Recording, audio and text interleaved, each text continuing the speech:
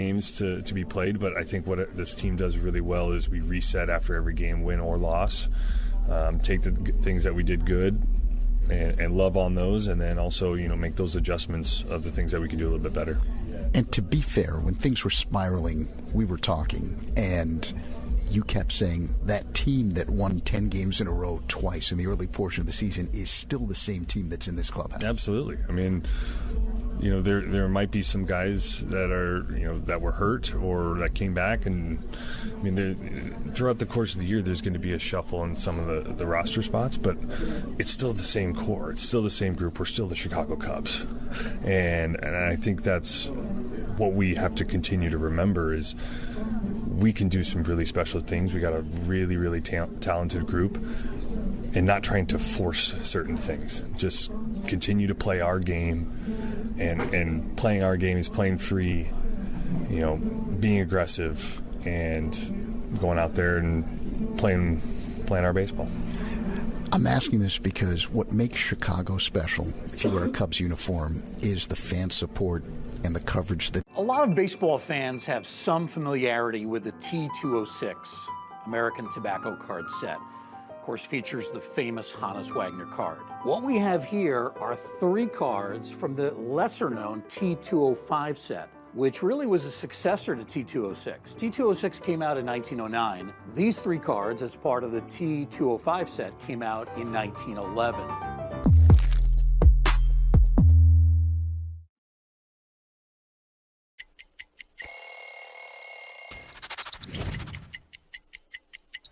Well, this is the most famous jersey in baseball, right? The Yankee pinstripes, the interlocking NY, and the Midnight Navy. I was a Yankee fan growing up my whole life, diehard, and became a free agent after 7 years with the Rockies, and I wanted to be a Yankee so bad. Putting this jersey on for a headshot for the first time, it felt different than any other shirt I'd ever put on in my career. You can see a lot of different characters at the ballpark, and this week brought out some of the best. I just hope that whatever was going on with that hot dog, that dog now owned that hot dog. I have not seen a cup on the bottom of a spike. This is more of a hand grenade than it was a throw toward second. Osuna hits one into the cone. So look up and look out. That bat exploded, and the Mariners have him loaded up. Florida man's a real thing, Dwayne. Tarps off. Freebird time at Busch. Fantastic entertainment. Hats off and shirts off for the top defensive plays of the week. Towards the side rail, he crashes into the wall, and he made the catch! Another stop by Peraza, throw from his back, and he got it! Now, look if you dare, I shall not drop the ball. Church is gonna make a diving catch! Holy smokes, what a catch by Julio Rodriguez. Into the dugout, flips into the dugout. Did he hold on? He did. How about that? Puedes ser el dueño de grandes momentos del béisbol. MLB Auction te permite participar en la subasta de bates, bolas y jerseys autografiados, con artículos de tus equipos de grandes ligas favoritos, leyendas y jugadores. Visita auctions.mlb.com.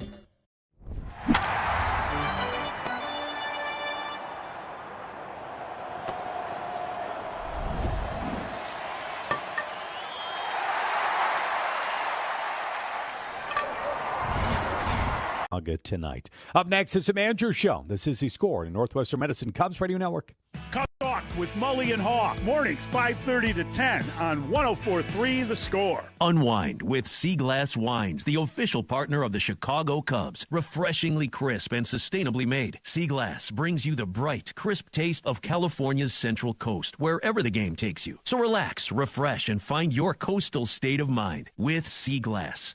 Hey Cubs fans, Southwest Airlines here with more reasons why flying Southwest from Chicago just makes sense. We treat you right. We're reliable as heck. And, this is big, we go where you want to go with over 80 nonstop destinations out of Midway alone. So go with what just makes sense. Don't overthink it. That's for FIPS, WOBAs, and WARPs. Am I right? Southwest Airlines, the official airline of your Chicago Cubs.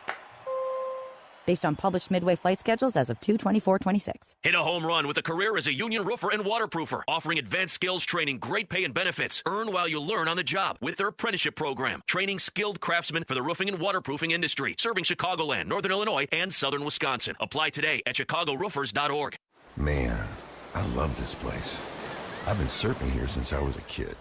Now, seeing my grandson out on the water, it means everything to me. Watching him and taking in the blue waves, the sea breeze, the blurry horizon. If you have geographic atrophy, or GA, subtle changes in vision could mean it's progressing toward irreversible vision loss. Izervay is proven to slow GA progression and could help preserve your vision for longer, so you may keep seeing the world around you. Izervay, or avacincaptad pegol, is an eye injection. Don't take it if you have an infection or active swelling in or around your eye. Izervay can cause eye infection, retinal detachment, or increased risk of wet AMD. Izervay may cause blood in the white of the eye, blurred vision, or a temporary increase in eye pressure. Do not drive or use machinery until vision has recovered after an eye injection or exam. Ask your retina specialist how you can slow your GA with Izervay. To learn more, call 1-855-IZERVAY or go to izervay.com. Paid for by Astellas Pharma. Save time every time for a great haircut. Just download the Great Clips app or check in online at greatclips.com. Great Clips. It's gonna be great. Cubs and the Mets coming away from Citi Field. First pitch just minutes away. Cubs took game 1 and 2 of this 4-game series. They will look for the sweep coming up this evening as well. Time now to hear from manager Craig Counsell, brought to you by Fruity Rainbow 5-Hour Energy. Sip the fruity candy-coated chaos. Craig Counsell spoke to the media after today's win with an update on Ben Brown, who is on the injured list now with a neck strain. Yeah, so Ben's neck's just been kind of gradually starting to bother him a little worse, kind of in the last, probably since San Francisco start. And we've kind of managed it. It's improved by the start day. Yesterday when he threw his bullpen, it just wasn't to the place where he could throw his bullpen. So sent him back to Chicago today. He'll see a couple doctors there and try to figure out what exactly is going on. Edward Cabrera also on the injury list now for the Cubs. Let's send you to Citi Field for the national anthem. Oh, say, can you see by the dawn's early light what so proudly we hailed at the twilight's last gleaming, whose bright stripes and bright stars through the perilous fight o'er the ramparts we watched were so gallantly streaming, and the rockets red glare,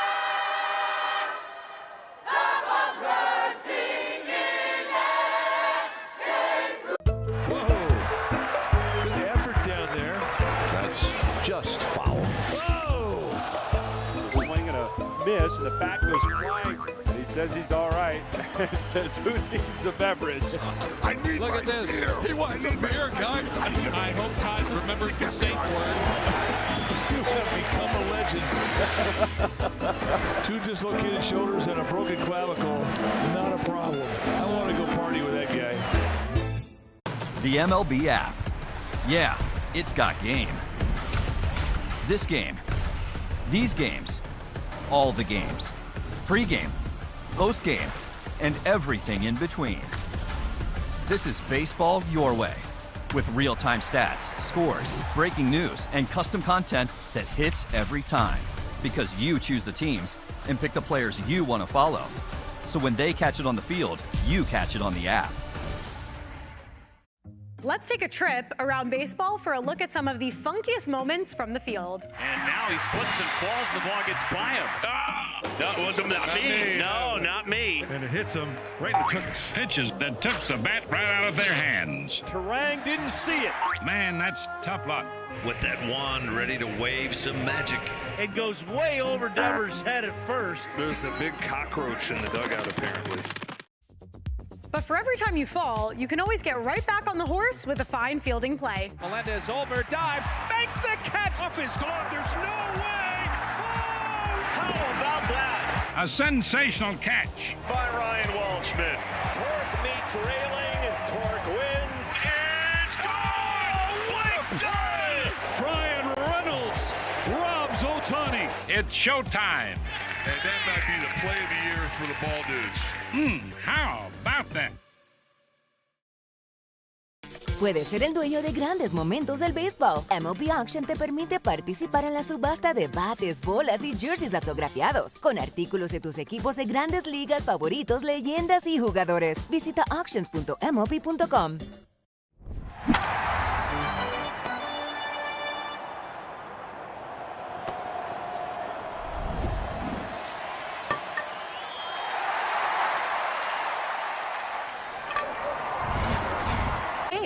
If you want a better clean, Tide Pods are only 12% water. The rest is pure, concentrated cleaning ingredients. Oh, let me make an announcement.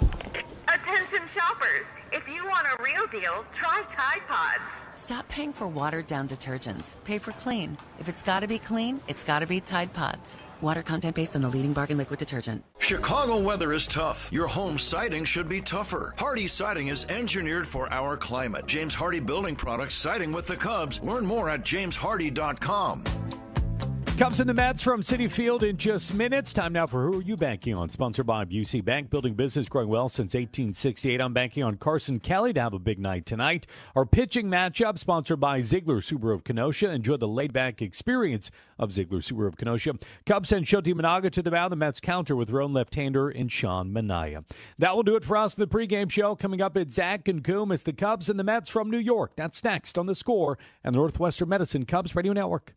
Hey, Chicago. This is Pete Crow Armstrong. Pat and Ron call every game here on the Chicago Cubs Radio Network. Did you know you could earn up to $600 when you open a checking account at Old National Bank? $600? You could do a lot with that. Like tickets to somewhere warm? Now boarding for Miami. Or tickets to your favorite band.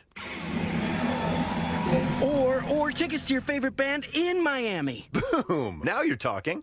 Earn up to a $600 bonus when you open an eligible checking account and complete qualifying activities. Additional restrictions apply. Visit oldnational.com/checking. Offer valid through October 30th, 2026. Member FDIC. When only the best will do, choose Regal Select from Benjamin Moore. With rich color, smooth coverage, and unbeatable durability, Benjamin Moore is paint that performs. Stains wipe away easily, and the finish stays beautiful for years to come. Available in 3,500 colors and exclusively at locally owned Benjamin Moore stores. Ready to transform your space? Visit BenjaminMoore.com to find a retailer near you. Regal Select. Trusted by pros, loved by homeowners.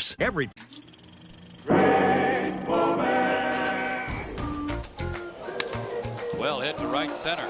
Michaels on the run, turns his back to the infield and bobbled it and then kicked it up into the stands for a home run. He bobbled it and flipped it into the stands.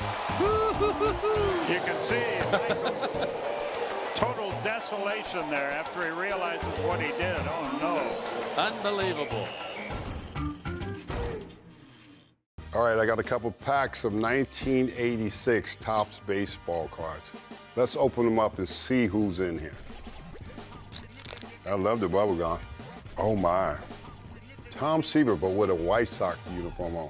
The franchise for the Mets. I played with him in 1983, my rookie season. I was just in awe with these guys when I saw them in spring training and got a chance to play with them.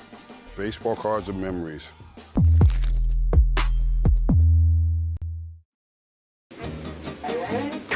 Oh, Shea goes down awkwardly on the mound. He caught the ball in the hat. So whose ball is it?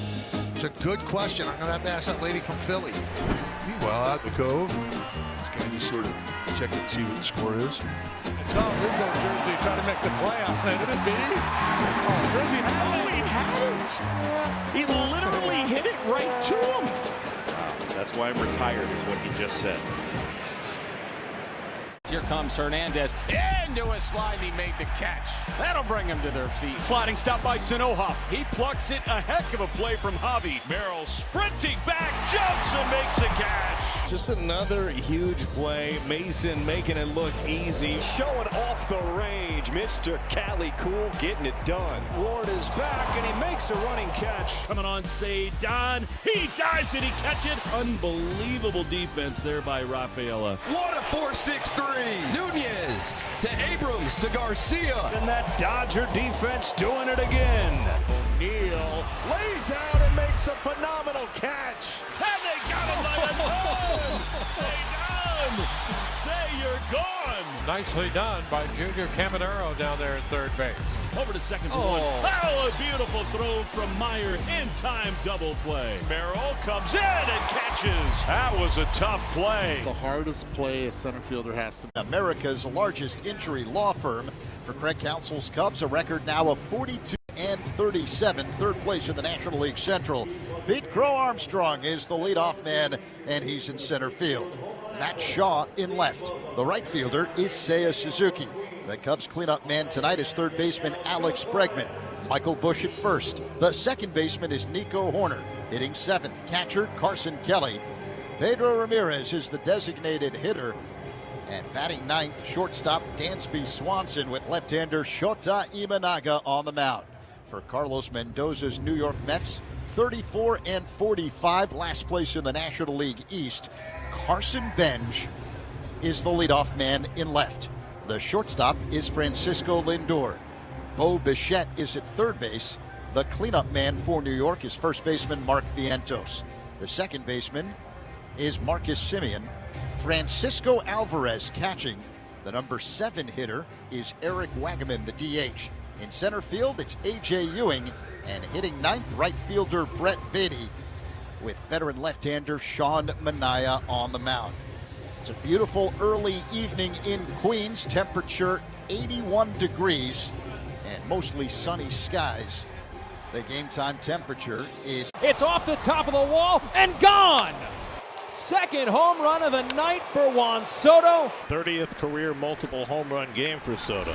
Burke has looked excellent tonight. Turned it over to Sean Burke, and as good as he's ever pitched in the White Sox uniform. He didn't start it, but he finished it. I think that's as good as we've seen from him in any outing since he's been a big leaguer. Dealing is what he was doing. 7 shut for the rookie southpaw, 7 punchies on 107 pitches for the left-hander. The best outing of his young big league career. Pinch hitter Andrew Benintendi, first pitch, swinging, back he goes! It's a grand slam Betty bomb in the Bronx, and the Sox take the lead here in the 8th inning. Wu, wow, here against the Orioles. Retired 21 of his last 23 hitters. A masterful day for Brian Wu. He exits to a standing ovation inside T-Mobile Park. I feel like food and sharing a meal with someone is There's a smarter way. It's Exoderm for eczema and dermatitis. Exoderm costs less than $20. Yep, less than $20. You don't need a prescription, and it's available on the first aid aisle of your local store. Exoderm contains the #1 doctor-recommended ingredient in a clean, hypoallergenic cream with no harsh additives or nasty chemicals. Exoderm. Fast, effective relief from the itching and inflammation of eczema. This stuff really does work. Take back control. Heal eczema flares with soothing Exoderm Flare Control Cream. It's on the first aid aisle of your local drugstore, supermarket, and at Target and Walmart too. Exoderm for eczema. Now that's smart. Who's on first? Southwest Airlines, ranked first among U.S. airlines by the Wall Street Journal. Based on WSJ's 2025 rankings. See southwest.com/WSJ. It's game time, and that makes it the perfect time for a flight by Yingling. It's just 2.6 carbs, 95 calories, and packed with flavor. Flight is the next generation of light beer from the oldest brewery in America. Look for Flight wherever you buy your beer. And Zeke, what a great game for the Cubs in Game 1. You know, when you look at it, at the end of the day, Dansby Swanson with an incredible day. He's had 2 in a row now. Last night, today, he's back out there again. And Assad, you know, going into the game, you were thinking, you know, the Cubs have a tough matchup, and Assad did his job better than McLean, and Cubs end up winning a big game, and now they get a chance to sweep a doubleheader. With one of their hottest pitchers, Shota Imanaga, on the mound. The thing that stands out to me is the Cubs received some bad news when it came to the starting pitching prior to the opener to the doubleheader. They lost 2 starters to the injured list. Edward Cabrera with what they're calling a moderate strain of his left hamstring, and then there's Ben Brown, who's on his way back to Chicago, placed on the injured list with a neck strain, so he's going back home for some more testing. Cubs offense beginning to percolate, and they're getting some good starts from the guys filling in. It's time to get underway. Pete Crow Armstrong digs in for the Cubs. Sean Manaea deals, and the first pitch is tapped foul behind the plate by PCA, 0-1. The Cubs leadoff man is presented by Binny's Beverage Depot. If Pete Crow Armstrong gets a hit, Binny's Beverage Depot will donate $200 to service dog charities. If you can't find it at Binny's, it's probably not worth drinking, as PCA looks at a ball up high. 1-1 the count. Sean Manaea, 34 years old. The left-hander works on the third base side of the rubber. The pitch. Crow Armstrong swings and misses at a fastball, 1-2. And Manaea comes in with a record of 1-2, a 4.64 ERA in 16 games. This is just his third start of the season. Yeah, he's finally stretched out now. In his last outing, he was in the high 80s, I believe, in pitches. So he'll have a full ability to pitch a full game, whatever that is for him. He's kind of got a little funk to his delivery, where he gives you that three-quarter delivery and upshoots the fastball. Crow Armstrong swings and misses at a slow-moving breaking ball. Strike 3, 1 away. And that's that. Because he's starting out throwing this pitch from behind the left-handed hitter, Pete just well out in front of this slow breaking ball, and that's the breaking ball that he has, is that slow kind of sweeping hook. Matt Shaw digs in, right-handed batter. Manaea delivers, and Shaw looks at a sweeper off the outside. 1-0 the count. Shaw's been hot, hitting .320 over his last 7 games with 1 home run and 7 runs batted in. The next pitch is a swing and a foul into the glove. 1-1 the count. Overall this season, Shaw hitting at .254 with 4 home runs, 19 RBIs. Manaea working quickly, peers in, gets the sign from his catcher Alvarez and deals. Check swing on appeal. That's a strike, says the crew chief. Jordan Baker at first. So 1-2 the count. The pitch is high. 2 balls and 2 strikes. Speaking of the umpires, Stu Shorewater calling the balls and strikes behind the plate. Jordan Baker, the crew chief, at first. Second base umpire Junior Valentine, and manning third, it's John Bacon. Manaea is ready. He works his motion and deals. The 2-2. Tap foul out of play off to the right. 2 balls and 2 strikes on Shaw. The announcement of the umpire sponsored by Old National Bank, where relationships and results matter.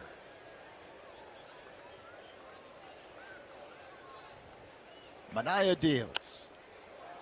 And this one is foul back out of play to the right.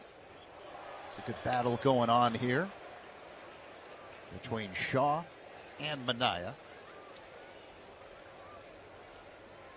Manaea, big man, 6'5", 245 pounds. Born in Valparaiso. Here's the pitch.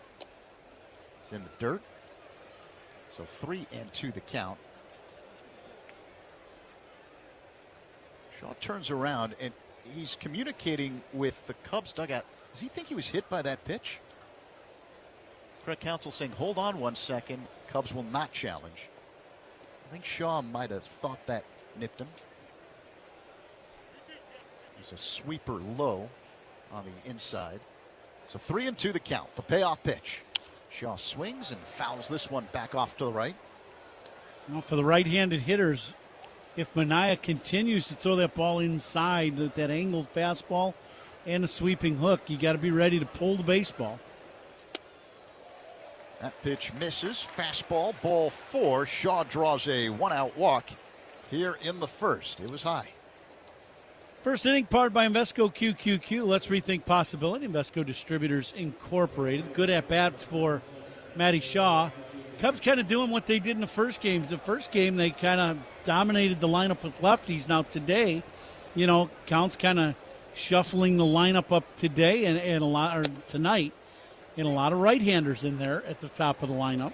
One of them at the plate now, Seiya Suzuki, and he looks at a fastball for a strike. 0-1 the count. It was right at the top of the zone on the outer half. Seiya hitting at .264 with 10 home runs this season. Shaw, good speed at first, being held on by Vientos. A long set and pitch. Inside to Suzuki, 1-1. Not quite sure about Manaya's move to first base with Shaw there, who we know likes to run. But Manaya is very quick to the plate. Even if Shaw goes on first movement, he slide steps basically to the plate. That's a breaking ball that misses off the outside. 2-1 the count. And what that means is the front leg does not come high off the ground when he's in the set position. He comes set, and when he's going to throw home, that front leg just slides across the ground quickly, and he's going to home. Here's the 2-1. Seiya fouls it back just below us. 2-2. Walks of Cubs batters, sponsored by It's Not a Game, Illinois.com. Reminder, a walk is free, a DUI is not. Drive sober or get pulled over. Manaya peers in, acknowledges the sign from his catcher, Alvarez. Puts the ball in the glove, sets above the belt, works his motion and deals. Shaw goes, the pitch high, throw to second, caught on a hop by Simeon, but not in time, as that's a stolen base for Matt Shaw. Good jump by Matty, and he did pick on the one pitch that he did kick his leg up, and Matty goes. This throw by Alvarez bounces in the grass. Actually a good pick by Simeon, but Matty makes it pretty easily. Stolen base for Shaw. The pitch to Seiya. Bouncing ball hit to short. Fielded cleanly by... No, Lindor drops it, picks it up, throws to first. Not in time. The routine ground ball to short. Lindor fresh off the injured list. This is his first game with the Mets since April. He's back from a calf injury, and an error to start things out for him. Welcome back. Sure, the ball's going to find you. You know that, and he got a routine chance. But he was just trying to go a little too quick. Didn't ever field the ball cleanly, and it'll be an error. Cubs with 2 men on and only 1 out. Stolen bases by the Cubs are sponsored by Atturo Tire. Chicago's hometown tire. Get called safe at Atturo. Find yours at AtturoTire.com. Alex Bregman digs in. The Cubs cleanup man tonight. Men at first and second. 1 away here in the first. The pitch. Bregman fouls it back off the screen. The error by Lindor reminds us that errors by Cubs opponents, Coom, are sponsored by North Shore, the MVP of adult diapers. For even the heaviest control problems, visit NorthShore.com. Bregman waits for the 0-1. Long set, now the pitch. And he swings, and it's a high fly ball down the left field line. It's deep but playable in the corner, and it's caught by Benj, the left fielder. Bregman's retired, 2 away. Bregman with a near miss. He got this sweeping hook and hits it a mile in the air down the line. It's one of those balls that, you think there's a chance of going out of the park, there's a chance of being foul in the seats, and it's caught right on the line by Benj. This should be a good matchup for Bregman in this ball game with Manaya on the mound. See how that works. He just missed a home run. Michael Busch stands in. The pitch. High and outside. Ball 1. A cutter that missed. 1-0. Feel like a Bosch prediction brought to you by Bosch Power Tools. Feel like a Bosch. Now, your Bosch prediction didn't totally come true in game 1, but very close. Busch swings and fouls this one back. 1-1. But the game really came through pretty well. So you're Bosching again in game 2. All right. A lot of pressure. Put you on the spot, but I am. We'll do it after this next pitch. 1-1 the count on Busch. And the pitch. Misses. Fastball. That was a close pitch.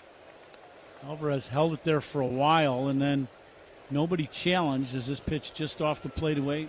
Maybe. Might have been a strike. That's about as borderline as they get. About knee high. So 2-1 the count. Let's see if Busch takes advantage. The pitch. He swings and pops it foul out of play. Off to the left behind the plate. 2 balls and 2 strikes. You got a hanging breaking ball there. He just missed it. Fouled it straight back. This ball starts out breaking behind him. Inner half. If he's just underneath it. If he's clicks on that ball, that's an upper deck home run. Busch homered in game number 1 of this doubleheader. A 2-run shot to straight right. 2 on, 2 away. The 2-2 to Busch. Swing and a foul out of play off to the left. So I'm expecting the offensive barrage that we've seen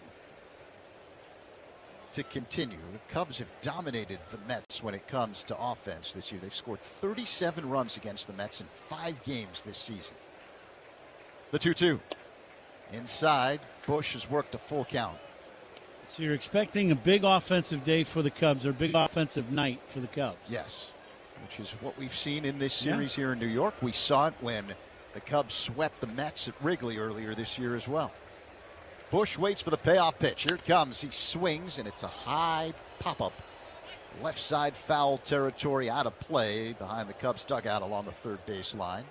Count remains 3-2. Manaya's not going to overpower you. It's more delivery, and he hides the ball, and then for the lefties, he's starting out behind them, throwing. And then he kind of crossfires them. The pitch. A ground ball into the right side, fielded by Simeon. Sidearm toss to Vientos at first in time for out number 3. Cubs leave 2. Middle 1, no score. Cubs and Mets, game 2 of this doubleheader in New York. On the Score in the Northwestern Medicine Cubs Radio Network. Live in the Chicagoland area? Get all the Cubs games on the Odyssey app. AUDACY. They call this one Bill. Whoa, aliens? Am I in a spaceship? Affirmative, Bill. What's with the laser saw? An Xfinity mobile transmission says you can cut your bill in half. Oh, your mobile bill, not me, Bill. Xfinity Internet members, cut your mobile bill in. Here comes Hernandez. Into a slide, he made the catch. That'll bring him to their feet. Sliding stop by Sanoha. He plucks it. A heck of a play from Javi. Merrill sprinting back, jumps and makes a catch. Just another huge play. Mason making it look easy. Showing off the range. Mr. Cali Cool getting it done. Ward is back and he makes a running catch. Coming on, say Don. He dives. Did he catch it? Unbelievable defense there by Rafaela. What a 4-6-3. Nunez to Abrams to Garcia. And that Dodger defense doing it again. Neal lays out and makes a phenomenal catch. And they got him by the tongue. Say Don. Say you're gone. Nicely done by Junior Caminero down there at third base. Over to second for one. Oh, a beautiful throw from Meyer. In-time double play. Merrill comes in and catches. That was a tough play. The hardest play a center fielder has to make.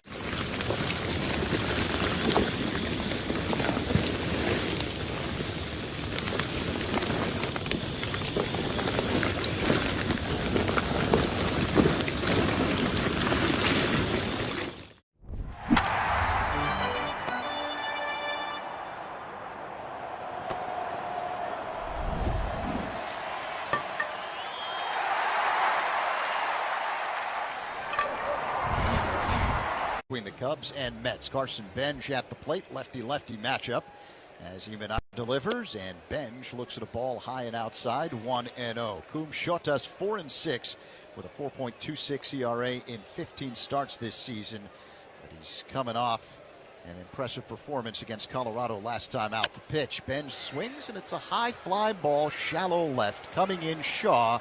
He's under it and makes the catch, angling toward the line. Benj is retired, 1 away. So last week against Colorado, Imanaka went 5 2/3 innings, 1 run on 5 hits, 1 walk, and 3 strikeouts as Francisco Lindor heads to the plate in his first game since April 22nd. He's back from a calf injury. He's one of the fan favorites here in New York. Very, very good player.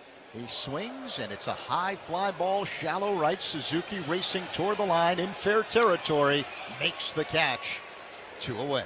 And I hope he gets hot in about 2 days. Very good player, although, the ball finds you right off the injured list from April, and he gets the first ground ball, and he makes an error.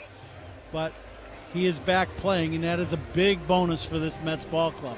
So 2 quickly down here to the bottom of the first. Scoreless game, Cubs and Mets. Bo Bichette digs in. Right-handed batter with 9 home runs this season. But I think to answer your question about Shota. As Bichette looks at a strike fastball top of the zone, 0-1. I think the last couple starts he's tried to establish his fastball more. So he's throwing, a lot more heaters. And I think that's really good. I really do. Here's the 0-1 up high. Why do you say that? Because what it does is it forces the hitter to be accountable to the fastball more so than having in the back of his head that split finger and knowing you're going to sit somewhat on the split. If if he's getting quick outs with the fastball, as Bichette takes a big rip and misses at that splitter. But if he can command the fastball, then you get weak contact, even if you don't throw a perfect splitter. But boy, if they're sitting on a splitter and you don't throw a great one, that's where the trouble comes in. Here's the 1-2. Swing and a miss, strike 3 as Bichette misses the splitter. The Mets go down in order here in the first. Strikeouts by Cubs pitchers brought to you by your Chicago and Northwest Indiana Hyundai dealers. Scoreless game, Cubs and Mets as we head to the second. On the Score and the Northwestern Medicine Cubs Radio Network. Hey Chicago, this is Pete Crow Armstrong. Pat and Ron call every game here on the Chicago Cubs Radio Network. Pat, did you know that our Catch Des Moines radio spots are now award-winning? It must be these gold. Caglione, who has 3 hits in this series. Oh, right center field. Did he get enough of it? You bet he did. Splash, second deck. Jack Caglione has homered in 3 consecutive games, and that is home run number 6 this month. Lumberjack going to the hydration station. What a shot. Are you kidding? This was swung on, gone. Man, he got out in front of that. Man, not too many hitters go all the way up there. You could describe Tulsa as a big, small town or a small, big city. Tulsa is a very mixed city of arts and film and sports. I mean, it's a true melting pot of all kinds of things. Professional baseball in Tulsa, it's actually older than the state of Oklahoma. It's nice to play in front of, fans that you see on a daily basis.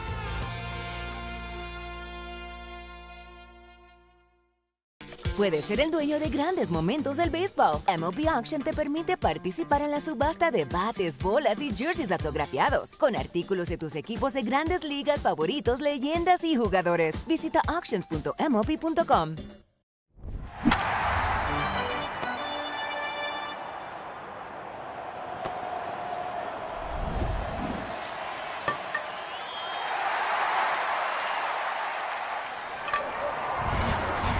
Flexible, enjoyable. We're full of ibbles and obbles and proud of it.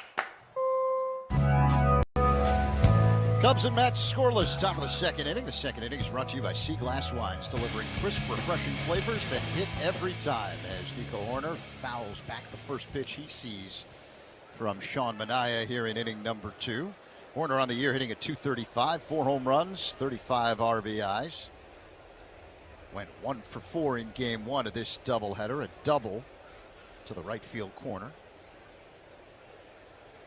Manaea delivers. Hoerner swings, line drive, base hit down the left field line. Hoerner digging for second base. Ball fielded by Benj. The throw to second, not in time. Stand-up double for Nico to begin the second inning. Good at bat, and that's exactly what Nico's going to have to do in game 2 against Manaea. The game plan for the righties will have to be to pull the baseball because he's cross-firing inside. So where we were talking about game 1 where you got to lay off that pitch in for Nico if he's trying to use the other side of the field. In this game, as long as Manaea's on the bump, that's not going to be possible because so many pitches are in the inner half. So he gets a ball he can handle, and he smokes it down into the corner. Carson Kelly looks at a splitter low. Manaea does not throw all that hard. He's 91, 92 tops. Speed gun powered by Xfinity. Reliable Wi-Fi at one price for 5 years. Xfinity. Imagine that. Kelly drives one for a base hit down the left field line. This will roll all the way to the corner. Hoerner around third, coming home. Kelly cruises into second. RBI double. Cubs strike first. They lead the Mets 1-0 here in the second. Well, the Cubs right-handers getting the head of the bat out, and that's exactly what you got to do. You can't try to push the bat and keep the ball to the middle of the field. You just got to go to hooking the ball and pulling it, and if it goes foul, it goes foul. But Kelly and Nico both hooking this ball in the corner. Cubs take the lead. Pedro Ramirez at the plate. He swings and misses at a splitter. 0-1. Back-to-back doubles by the Cubs. Doubles by Cubs batters. Sponsored by Southwest Airlines. Reliable, comfortable convenience. Southwest. just makes sense. The pitch. Ramirez swings and misses as Minaya doubles up on a splitter, 0-2.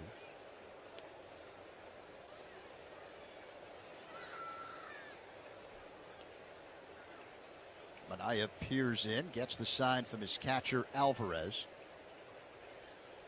Kelly at second base, no one out. Here's the pitch. Rounded foul off to the right by Ramirez. Count remains 0-2. Now we get a little heads up from Schrager that the scoreboard is not updating. He might be taking a nap here for game 2. You never know. Well, that's an hot issue. dog break. Ramirez looks at a ball high and tight, so the count is 1-2. I think. That is correct. Ramirez waits. Minaya deals. And Ramirez fouls this one off of Alvarez. Defensive alignment, sponsored by Fitzgerald Equipment. Material handling handled. Learn more at FitzgeraldEquipment.com. And I'm going to guess that as long as Manaya's in the game, they're going to continue to play around towards left center. They're not just yet, but they're going to have to. Ramirez fouls that last pitch back into the right. 1-2 the count. Benj right now is playing straight and left, and the center fielder, Ewing, is playing, a couple steps towards right center. I just don't see that being the case. Ramirez fouls another pitch back off the screen. 1-2. Another good battle going on here. Yeah, for the Cubs right-handers, that's not going to be the case. You're going to have to, they're going to pull the baseball. You're going to have have success. That really helps the Cubs out, actually. Here's the pitch. Ramirez hits a high fly ball deep center field. Going back, Ewing toward right center near the track. Makes the catch. Tagging and advancing to third base is Kelly. One away, but a productive out by Pedro Ramirez. Yeah, trying to use the other side of the field. Minaya throws a breaking ball, and this one ends up right in the middle of the plate. Minaya wants this ball inside, doesn't get it there. And now that's one of those where Ramirez tried to stay to the middle of the field. If he goes to pulling that ball, he probably hits it out of the ballpark.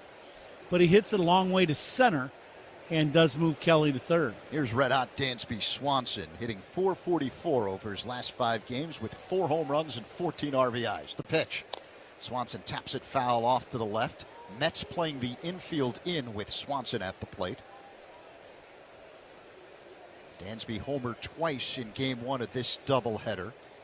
7 RBIs, including a 3-run shot and a grand slam. Minaya delivers. Swanson fouls it back off the screen. It's 0-2. Cubs up 1-0 with 1 down here in the top of the second, game 2 of this doubleheader. Kelly at third base, infield in for the Mets. Minaya peers in, lefty-righty matchup against Swanson, who waits for the 0-2. Here it comes, up high. 1 ball, 2 strikes. Minaya trying to throw some pitches away. If the Cubs get him into trying to pitch away to the right-handers, that's a real bonus for the Cubs because that is not his forte at all. Here comes the 1-2 delivery. Swanson swings and misses. Strike 3. And 2 away. We'll bring up Pete Crow Armstrong for the second time tonight. The lights are on. Tonight's game is powered by ComEd. Here at Citi Field in New York. Still plenty of daylight. Hazy sunshine as PCA digs in. Temperature right around 80 degrees. Kelly at third, 2 away. Here's the pitch to Pete Crow Armstrong. That one misses. Ball.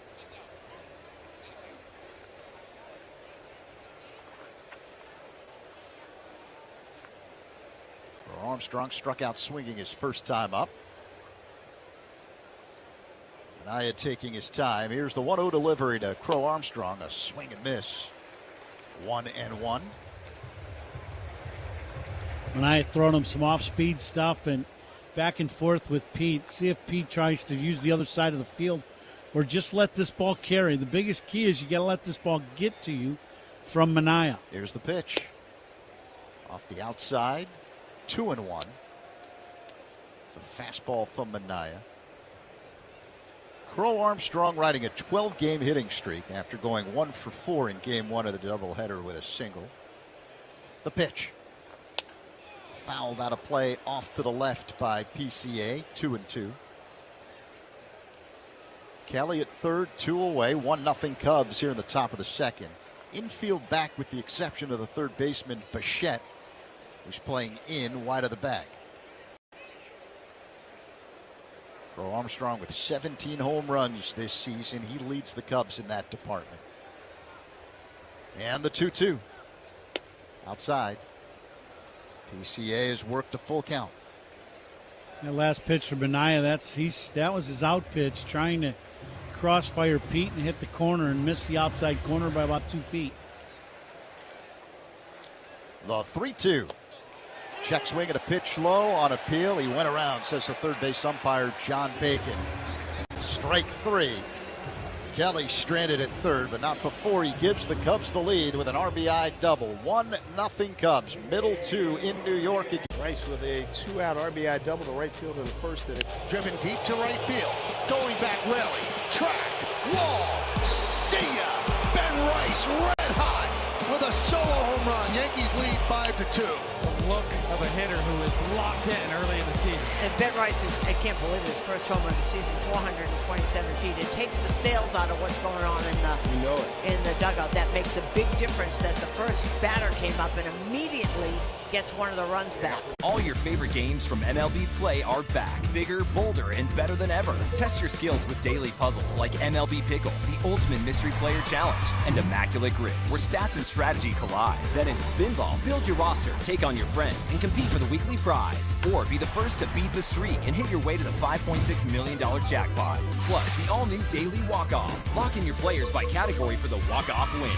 The game's official home for games is MLB Play. Only on the MLB app and MLB.com.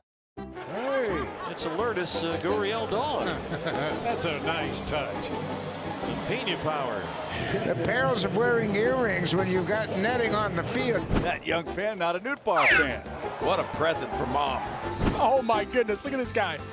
Uso, yeah, Jay Uso, yeah. And then just shot putting it off the block when there's nobody on base. There's a little debate for Domo and Kim watching the replay together. That's beautiful, isn't it?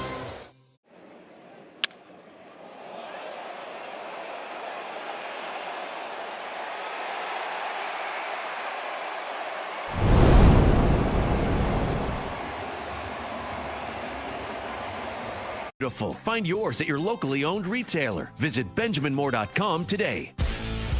On Friday, July 17th, the Cubs take on the Twins at 7:05 in the evening. Up to the first 5,000 early arriving fans in the Budweiser bleachers. 21 and older receive a Cubs 1940s, 50s replica jersey presented by Budweiser. Be sure to arrive early. Mark Vientos looks at a strike from Shota Imanaga to begin the bottom of the second inning. Time called by Vientos as he steps out of the box and adjusts his gray, black, and purple batting gloves. Now Vientos digs back in against Imanaga. 1-0 Cubs here in the second. The pitch. Called strike. Fastball at the top of the zone. 0-2.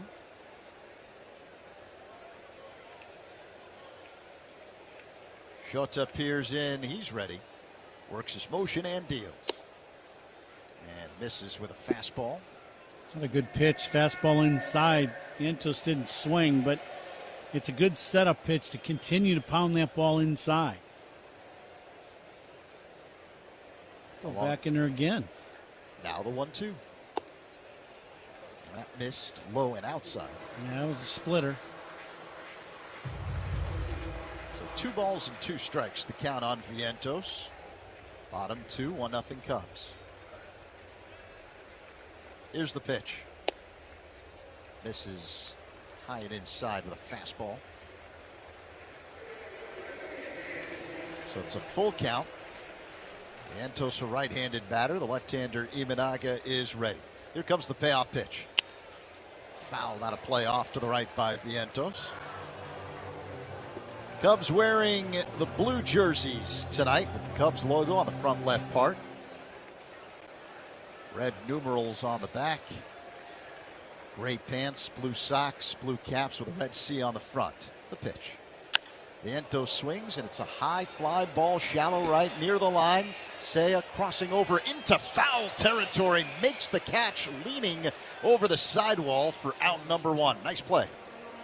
Very nice play. As Suzuki does, with all the practice he's had playing in right field at Wrigley Field, this time the only thing he's got to deal with is just the sidewall.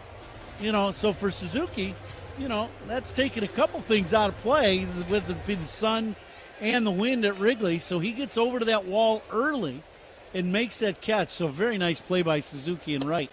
Marcus Semien at the plate, and he looks at a breaking ball for ball one, just inside. Seiya playing right field for the first time since he tweaked his knee in San Francisco a couple of weekends ago. The pitch.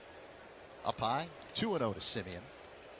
Yeah, it's good to see him back out there in right field. That means he's feeling much better. The 2-0. Semien pops it foul out of play off to the right. So 2-1 the count. The Mets wearing alternate black jerseys tonight with blue lettering and numerals outlined in orange. Black batting helmets, white pants. Here's the pitch. Semien swings and misses. 2-2. A fastball from Imanaga. See, Semien tardy on that fastball. Vientos on the 3-2 pitch tardy on the fastball. And that's all because in the back of their mind they got split finger. A swing and a miss by Semien. Another fastball from Shota. Strike 3, 2 away. Yeah, and the league is thinking split against him, and he's just rearing back and throwing his best four-seamer. This time he climbs the ladder. Semien chases this ball out shoulder high, but a good pitch by Imanaga to get the punch out. Strikeouts by Cubs pitchers brought to you by our Chicago and Northwest Indiana Hyundai dealers. 2 strikeouts so far tonight for Imanaga. The batter now, Francisco Alvarez, powerful right-handed batter. 2 away here in the bottom of the second. 1-0 Cubs over the Mets. The pitch. Alvarez swings and drills one deep in the air. Left center field. Going back, Shaw at the wall. Looks up. It's gone. Francisco Alvarez ties the game with a towering home run to left center. 1-1. Cubs and Mets here in the bottom of the second inning for Alvarez. That's his 3rd straight game leaving the yard. Now this is a fastball. It's about, might even be a little above, probably belt high. And if you want to get the ball up, you got to get it up. That one, it might even have been a little higher than that. And Alvarez gets to it. But he was looking for that pitch, but he hammers this ball a long way to left. 387 feet. Now the batter, Eric Wagaman. The pitch is taken for a strike. A splitter. Right at the bottom of the zone on the outside edge, 0-1. Wagaman, a right-handed batter. Imanaga delivers. And Wagaman looks at strike 2 as Shota doubles up on the splitter. See, now the one thing you don't want Shota to do is lose confidence in that heater in this game because he got taken deep. A broken bat, ground ball off to the right. And this will be an infield single. The bat went in the direction of the mound. Shota had to kind of dance out of the way. Nico was going toward the middle, and the ball was hit on the right side. So Wagaman has an infield single. Still not sure where this ball hits. If it hits Shota's glove or his arm, that would be his throwing arm. Might have hit his throwing arm, his bicep, kind of between the bicep and tricep area. But he had a lot going on there, but he immediately gave the thumbs up to the bench that he was okay. Tough to tell from the replay where it hit. It's an infield single for Wagaman. He's at first with 2 away here in the second. 1-1 ball game. A.J. Ewing at the plate, left-handed batter. And he looks at a ball low and outside, 1-0.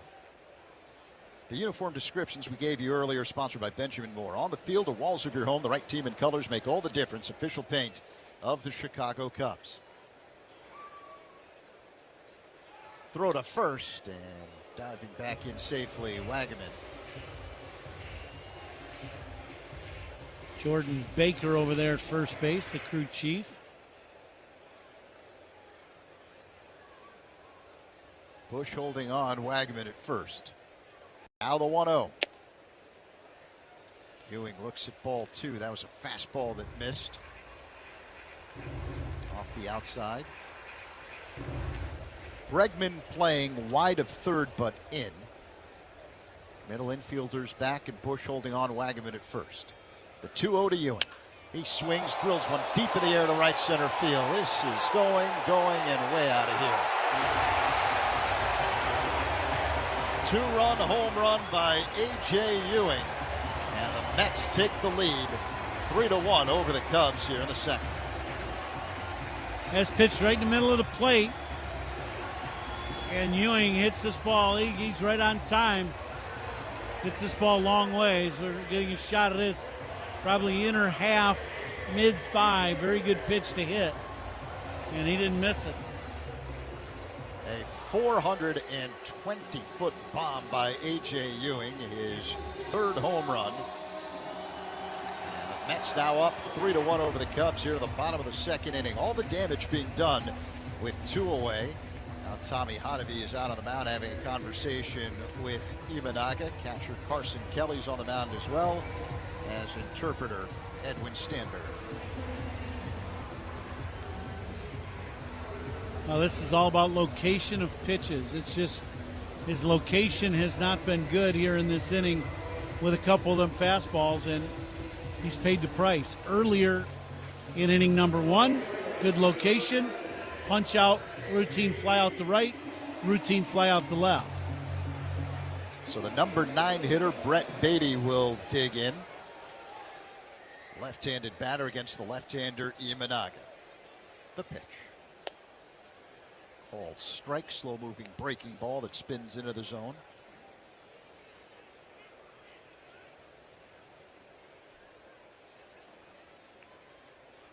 Imanaga works the 0-1. Bouncing ball foul off to the right, off the hands of the first base coach, Gilbert Gomez.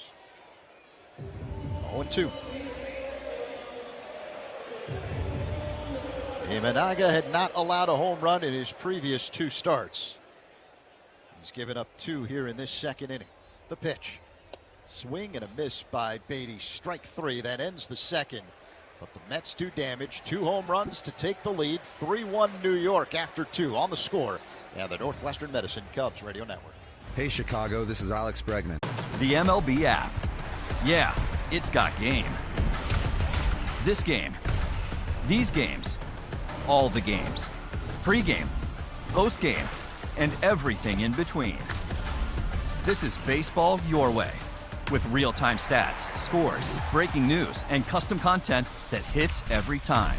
Because you choose the teams and pick the players you want to follow. So when they catch it on the field, you catch it on the app. And he drills this ball. Goodbye! Bang! To begin this series. Leadoff home run number 30 in the career of Shohei Ohtani. Jake Bennett, Rocky Mountain High. He is rolling along. Career high 9 strikeouts over 6 innings. 8 consecutive hits over 2 innings and finally touched the dish 3 times to walk it off. 8 shutout innings. 9 strikeouts for Kyle Bradish, and one of the best starts of Kyle Bradish's baseball life. Brandon Woodruff coming back to the mound. 6 innings, 1 hit, 10 strikeouts, no walks. I mean, this was vintage Brandon Woodruff. It looks like this guy's not scared of anybody, and he pitches like that. It's true.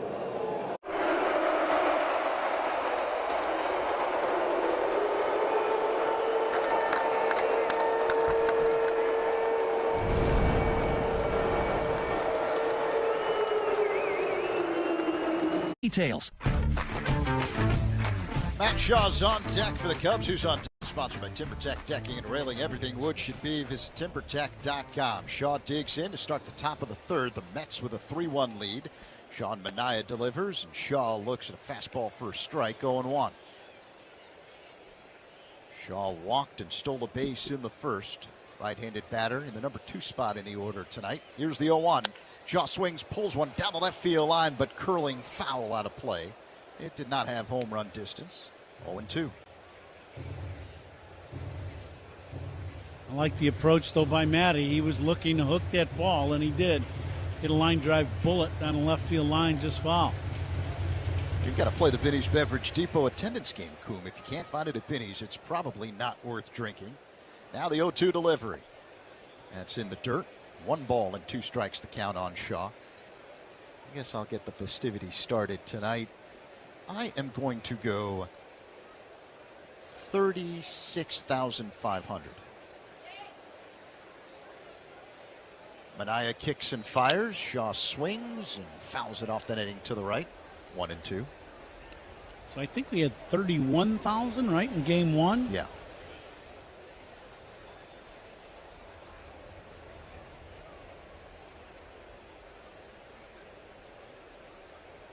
Manaea delivers. Shaw swings and pops it up. Right side, foul territory. The first baseman, Vientos, near the sidewall, makes the catch. For out number 1 as Shaw fouls out. I will say 37,000. Right. Our engineer, Reagular, is welcome to participate in the Binny's Beverage Depot attendance game. Seiya Suzuki at the plate and looks at a fastball off the outside for ball 1. Seiya reached on an error by Lindor in the first. The pitch. Another fastball that misses off the outside. 2-0. What do you got, Shregs? He's sleeping. Suzuki with an awkward check swing and a miss. 2-1. Knowing Schrager, he's probably going to go 37,001. He plays that game. He was, yeah. The 2-1 is a called strike, a breaking ball that floated into the zone. 2-2 now on Suzuki. 39,750. That's Schrager's guess. The pitch, Seiya fouls it back off the screen. Count remains 2-2. Schrags, did you hit the streets before the ball game and invite a bunch of people? I know you're popular like that around these parts, you know. Popular is one way to put it. Yeah. So all the guesses are in. Good luck, men. Manaea deals. Called strike 3. Fastball that froze Suzuki right at the top of the zone. 2 away. Suzuki looking, I think, for a breaking ball and got the heater. Now let's see what Bregman can do. He just missed hitting a home run in his first AB. Bregman looks at a ball, a sweeper that missed off the outside. 1-0 the count. 3-1 Mets with 2 down here in the top of the third. And the pitch. Up high to Bregman. 2-0. Here's where you got to be ready for a pitch to pull if you're Bregman. This pitch will be coming in towards you. Even if it's outer third, it's still angling towards you. See if he gets a good pitch to hit. Here it comes. Bregman check swing. On appeal, no swing, says Jordan Baker at first. Yeah, that pitch was low. Yeah, 2-0 breaking ball. That pitch is not a very good pitch. The 3-0 delivery is up high, ball 4. So Bregman draws a 2-out walk here in the top of the third. It'll bring up Michael Busch. He represents the tying run at the plate. Kind of looked like Manaea really wasn't all that interested in pitching to Bregman there, pitching around him. The 2-0 breaking ball down is kind of the dead giveaway. He didn't even come close with that pitch. Busch grounded out his first time up. Vientos holding on Bregman at first. The pitch is a fastball for strike. 0-1. Walks of Cubs batters sponsored by It'sNotAGameIllinois.com. Reminder, a walk is free. A DUI is not. Drive sober or get pulled over. Minaya deals. Off the outside with a fastball, 1-1. Third inning brought to you by Consumers Credit Union. People in your corner, stand up for you wherever you go. Consumers Credit Union. Bush waits for the 1-1. Here it comes. He swings and fouls it out of play. Off to the left. That was a pitch to hit. I could tell by the grunt. Yeah, that's the second time Bushy's got a good pitch to hit against Minaya, and he's just been underneath, too, where he's been right on time, catching this ball out in front, right where you want to. He's just been under twice and fouled him straight back. He's had some good swings against Minaya. The 1-2 delivery, a bouncing ball hit to first, fielded on a low hop by Vientos, steps on the bag. That is out number 3. Bregman is stranded on the bases. Middle 3. It's a 3-1 lead for the Mets. On the score in the Northwestern Medicine Cubs Radio Network.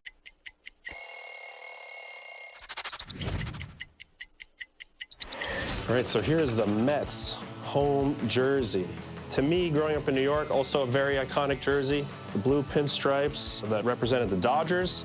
Got the orange outline, which represented the Giants, which are the 2 teams that left New York. And then subsequently, the Mets were created. You know, my parents were Mets fans growing up, and this was the jersey that I also dreamed of wearing. Puedes ser el dueño de grandes momentos del béisbol. MLB Auction te permite participar en la subasta de bates, bolas y jerseys autografiados, con artículos de tus equipos de grandes ligas favoritos, leyendas y jugadores. Visita auctions.mlb.com. The bubblegum blowing contest. It was fun. It was at a time when Topps included bubblegum in their baseball cards, and that was the gum we used. These are all my baseball cards. The Topps one is right there. It's developed into somewhat of a big nostalgic thing, and there are a lot of people that, you know, that's one of their favorite baseball cards. It's kind of crazy.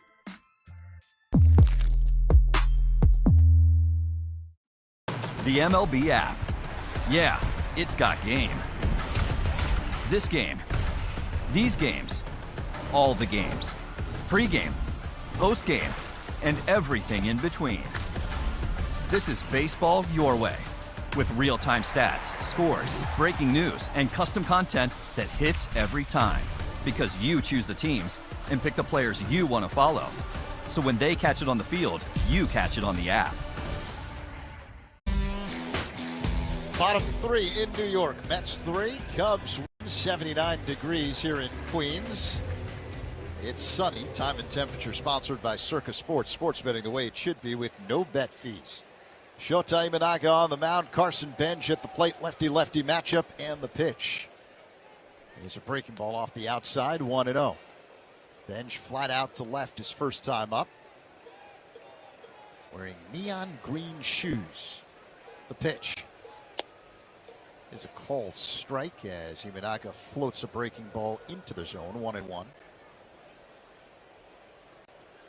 Bregman playing wide of third and in. Everyone else on the infield is back. Imanaga, third base side of the rubber. High leg kick and pitch. Bench fouls this one back into the upper deck. 1-2. Now, you're a native New Yorker. What do you think of the neon green shoes by your rookie outfielder? I would not wear neon green shoes with any uniform. Here's the 1-2. Foul back again by Bench. Now, at least they somewhat would work if you were with the A's, right? I mean, then, you know, they at least got a little green, gold, and white. I guess it would work if you played football for the Jets. The Jets, that would work too. Yeah. Yep, they're green, but not with orange and blue? Dude. Not so much. Here's the 1-2. Bench swings and misses. Strike 3. Shota gets it with the splitter. 1 away. Strikeouts by Cubs pitchers are brought to you by your Chicago and Northwest Indiana Hyundai dealers. Good split. This one starts out up in the zone and ends up down below the knees. Good pitch by Shota to get the punch out. Here comes Francisco Lindor. He flat out in his first at-bat. He's wearing bright orange shoes, which matches the uniform. Here's the pitch. Called strike, a splitter from Imanaga. 0-1.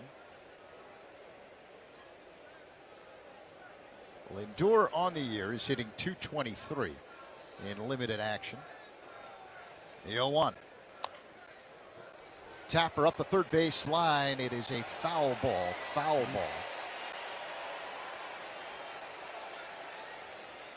Bregman was charging. He fielded it. But the third base umpire, John Bacon, adamant. Let's see, getting another look down the line here.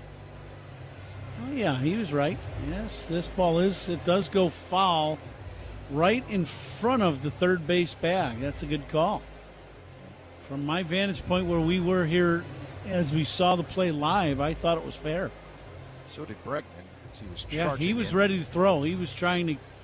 He might have traveled on that one because he bobbled the ball a little bit, but that was all right. It was a foul ball. Good call.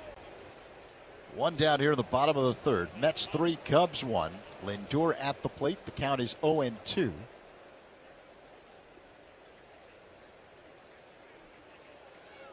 Lindor, a switch hitter, batting from the right side against the left-hander Imanaga, who sets above the belt, kicks and fires.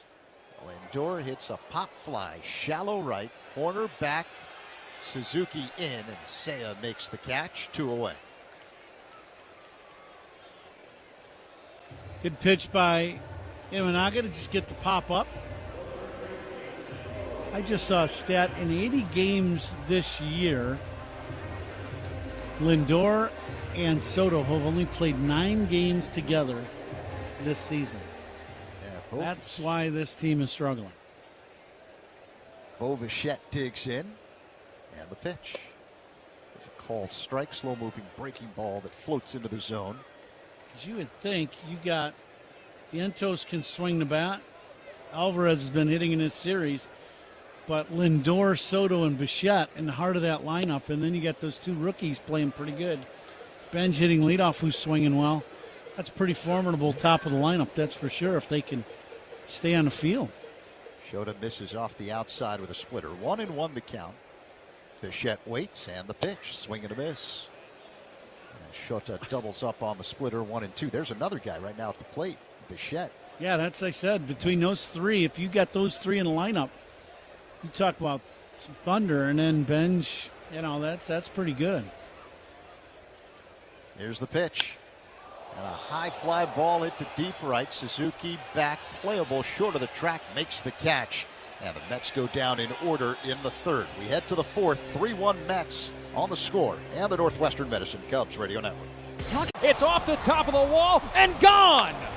Second home run of the night for Juan Soto. 30th career multiple home run game for Soto.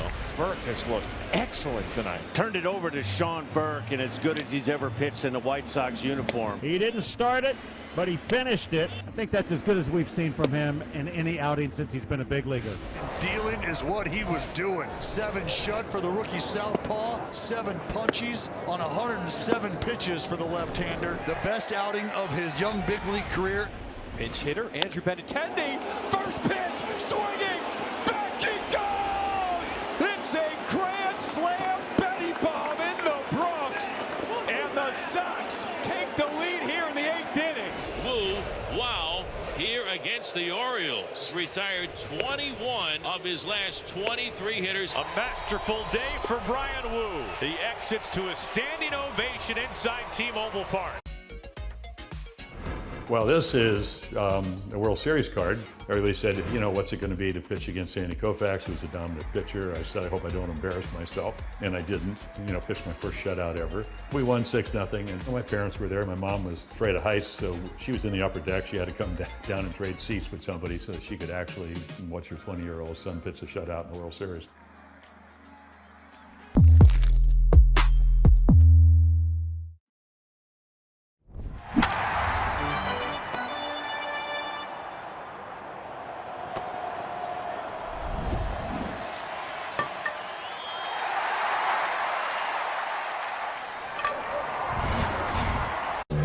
Before we start the 4th inning, let's pause 10 seconds for stations to identify themselves on the score in the Northwestern Medicine Cubs Radio Network.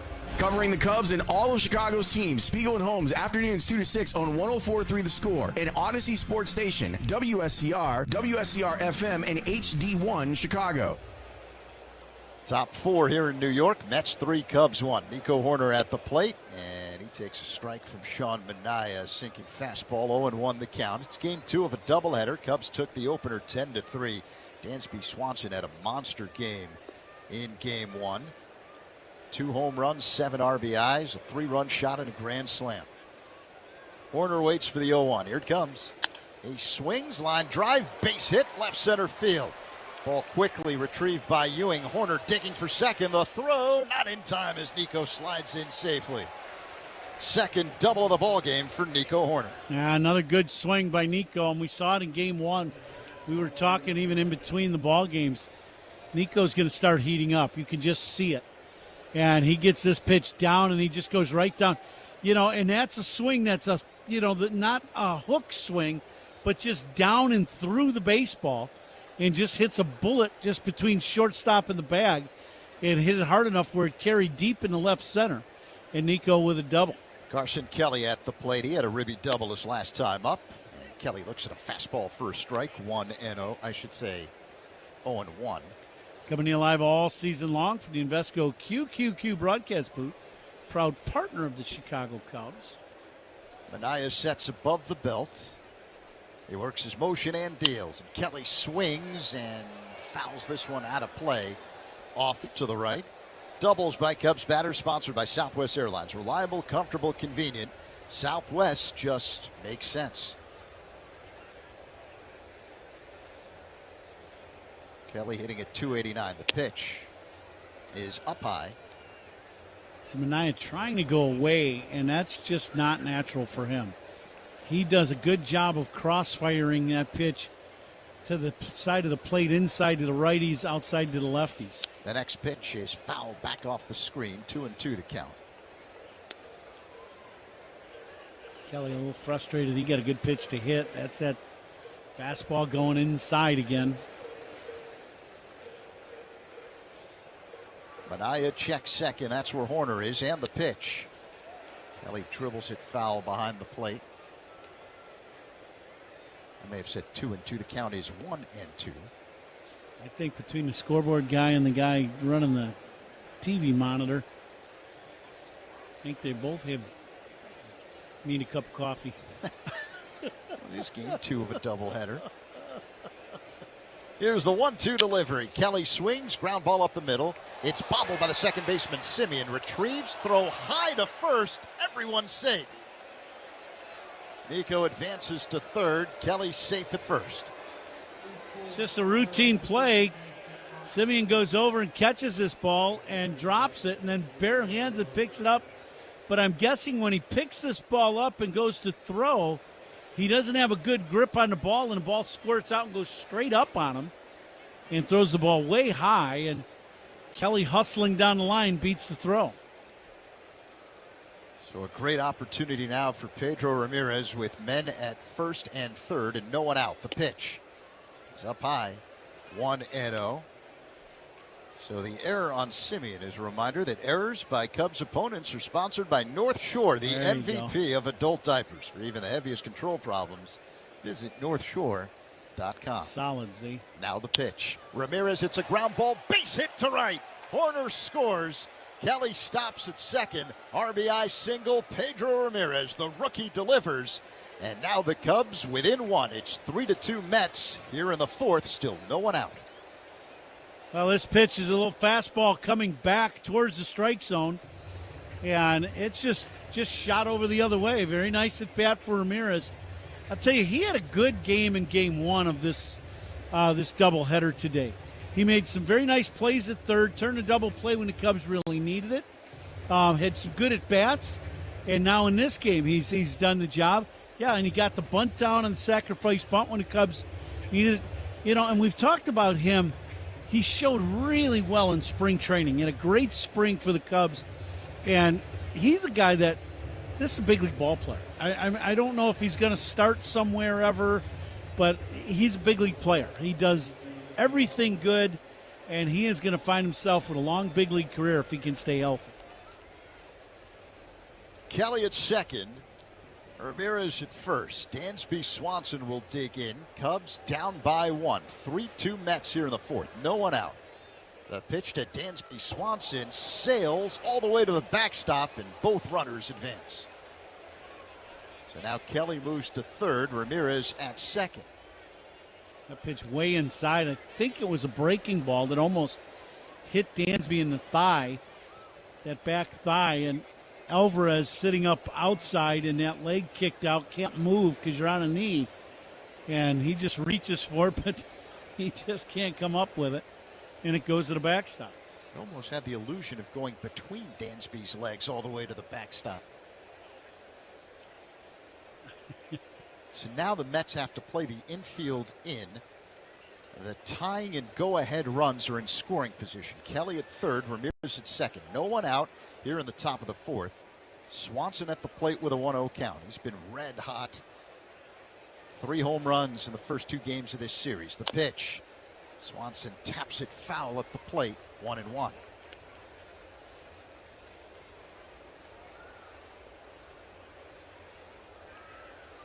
Crowd quiet here at Citi Field with the Cubs threatening.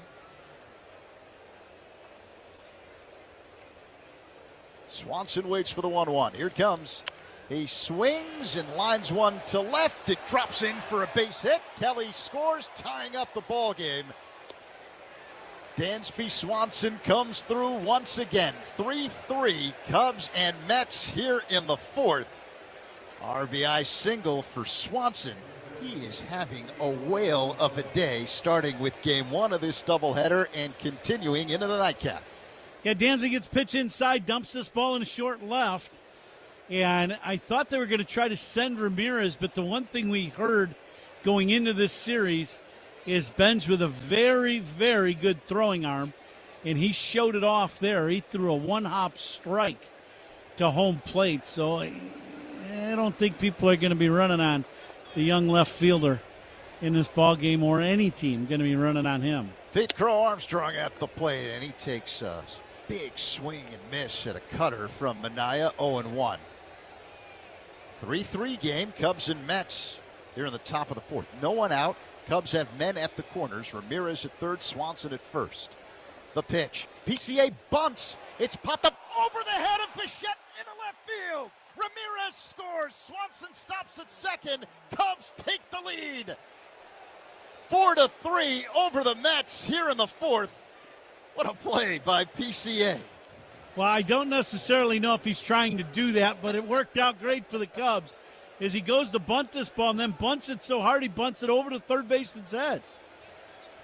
He's trying to and it does. It just clears the third baseman and goes into short left. Bichette coming in and then like, uh-oh. And it goes right over him and just trickles out into the outfield. So a crazy play by Pete Crow Armstrong, but it works. And that's going to be the end of the day for Minaya. Carlos Mendoza is going to make the pitching change. Cubs have taken the lead. They're up 4-3 over the Mets here in the fourth. And they're still... The hit and run is on, and it's going to be an unassisted triple play. How do you go from a triple play to a two-way star through a bracelet and the babe? Find out on Hall of Fame Connections.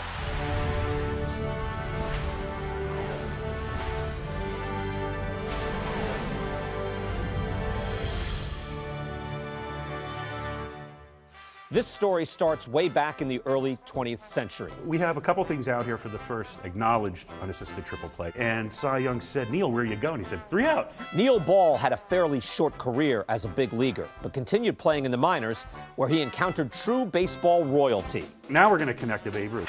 He dominated the game like no one else had before, both across the country and around the world. I'm holding Babe Ruth's back. During a 1934 baseball barnstorming tour of Japan, Ruth faced 17-year-old pitcher Eiji Sawamura. Sawamura became a hero in Japan, and the Nippon Professional Baseball League's version of the Cy Young Award bears his name. Maeda won the award in 2010 and again in 2015, when the runner-up was Shohei Ohtani. First pitch crushing! Oh, man! Like the 3 outs of a triple play. It all connects. Catch every episode of Hall of Fame Connections on MLB.tv and discover your own connections to the game at baseballhall.org. Well, we certainly served it up over the plate. This is a burger fit for a home run king, the 99 burger in honor of Aaron Judge. They sell a bazillion of these at Yankee Stadium. It looks pretty good. I feel like we passed the test. What about you? I think so. The Rangers, Otto Lopez hit a 2-run home run for Miami. Huascar Brazoban is the new pitcher for the Mets. A right-hander, hard thrower with a 1.91 ERA. No one out here in the top of the fourth. Cubs have scored 3 times to take a 4-3 lead. Matt Shaw at the plate, men at first and second. Here's the pitch. A changeup for a strike, 0-1. One thing I'll say about the bunt by Pete, that's probably not what they're trying to do, but the thing I like about it is, Manaea's a tough matchup for the lefties. Pete had punched out twice, so you try something different. Try to do something that's going to add some offense, and he tries to lay one down and then just punches this ball as a bunt over Bichette's head at third. That last pitch fouled back by Shaw. 0-2 the count. Brazoban checks second and deals and misses low. 1-2. Pitching changes by Cubs opponents are sponsored by Sloan, the official water efficiency partner of the Chicago Cubs and leader in smart water and commercial restroom solutions. Learn more at sloan.com. Brazoban delivers, and Shaw swings and misses. Awkward check swing and a changeup. And 1 away. That's the first out of the inning. Brazoban, good arm. A pretty good slider there to fool Shaw. Got to re-grip now for all these right-handed hitters. You had that lefty with pitch coming into you constantly. Now you got a hard-throwing righty who's the exact opposite, everything going away. Seiya Suzuki digs in. Men at first and second, 1 away. Here's the pitch. It's low. 1 ball, no strikes.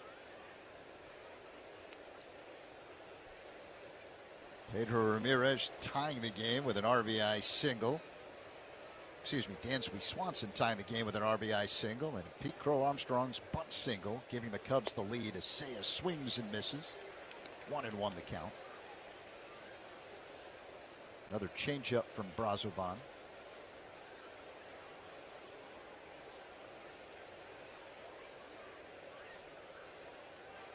A long set, and now the pitch. Misses off the outside, a little high with a changeup. 2 balls and a strike, the count on Seiya, with Alex Bregman on deck. Swanson at second, Crow Armstrong at first. Just 1 down here in the fourth. The pitch. Seiya swings and misses. Fastball 95 miles per hour from Brazoban.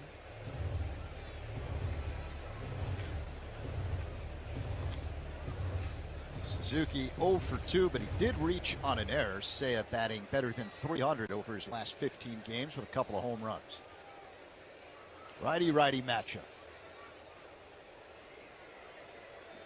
Brazoban and Alvarez can't get together on what they want to throw here on 2-2 with 1 out. The pitch. Call strike 3. Sinking fastball. 2 away. Suzuki fooled by this fastball. Starts out away and comes back. I think actually this is some kind of split. It comes back towards the strike zone, borderline down. I think Suzuki had it down, but it was right in the middle of the plate, borderline at the bottom of the zone. Alex Bregman digs in. The pitch, swing and a miss. And a fastball clocked at 96 miles per hour. Bregman is the Cubs cleanup man tonight. Cleanup hitters for the Cubs, sponsored by Chicagoland's appliance leader, Grand Appliance. Get your all-star Samsung kitchen today at grandappliance.com. The 0-1 delivery. That one missed. Another fastball from Brazoban. 1-1 the count. It's off the outside. Cubs up 4-3 and looking for more with men at first and second with 2 away here in the fourth. Here's the pitch. That one missed, a changeup. 2-1.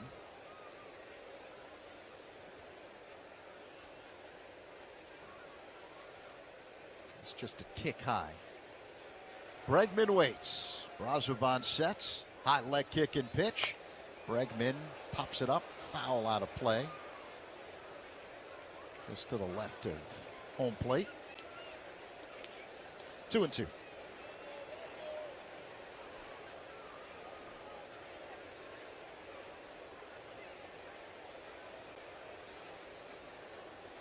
A long set.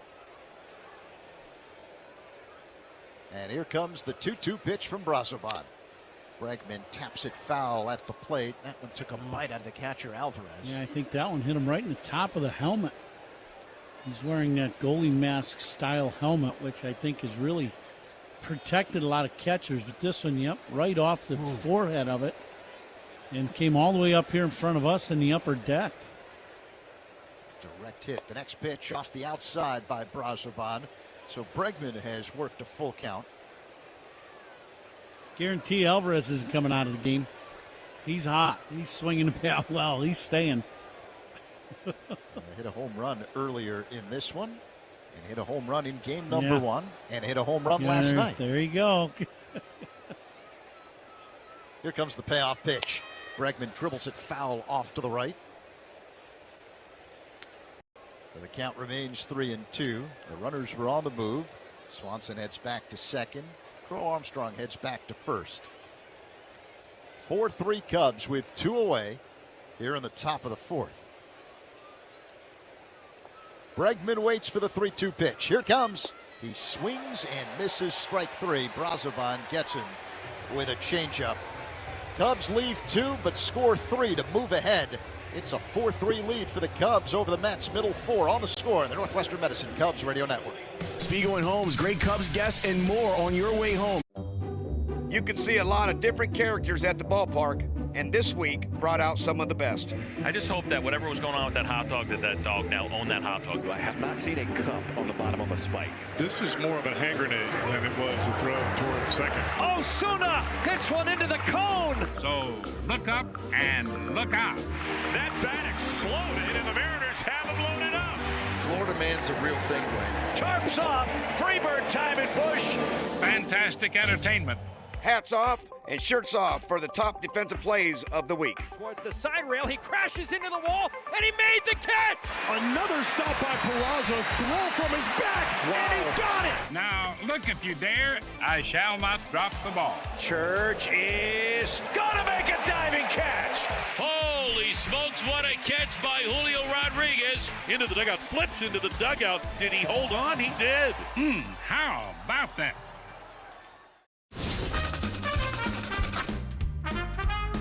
A sartorial issue here. There's the team name, Chicago Cubs, so it does work.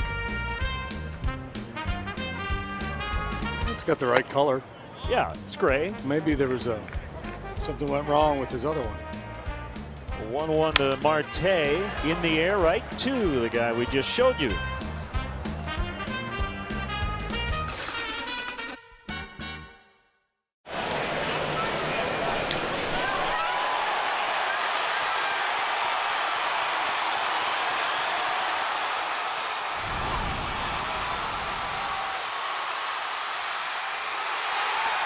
Coomer, Zach Zaidman in for Pat. It's game 2 of a doubleheader in New York. Cubs leading the Mets 4-3 here in the bottom of the fourth inning. Mark Vientos at the plate. Shota Imanaga on the mound.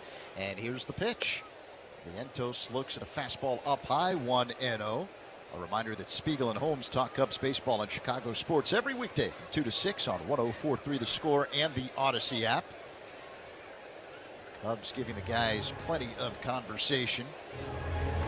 Cubs going to have to navigate through some significant injuries to the starting staff. Prior to game 1, Cubs placed 2 starting pitchers on the IL. The pitch to Vientos, called strike, fastball from Imanaga, 1-1.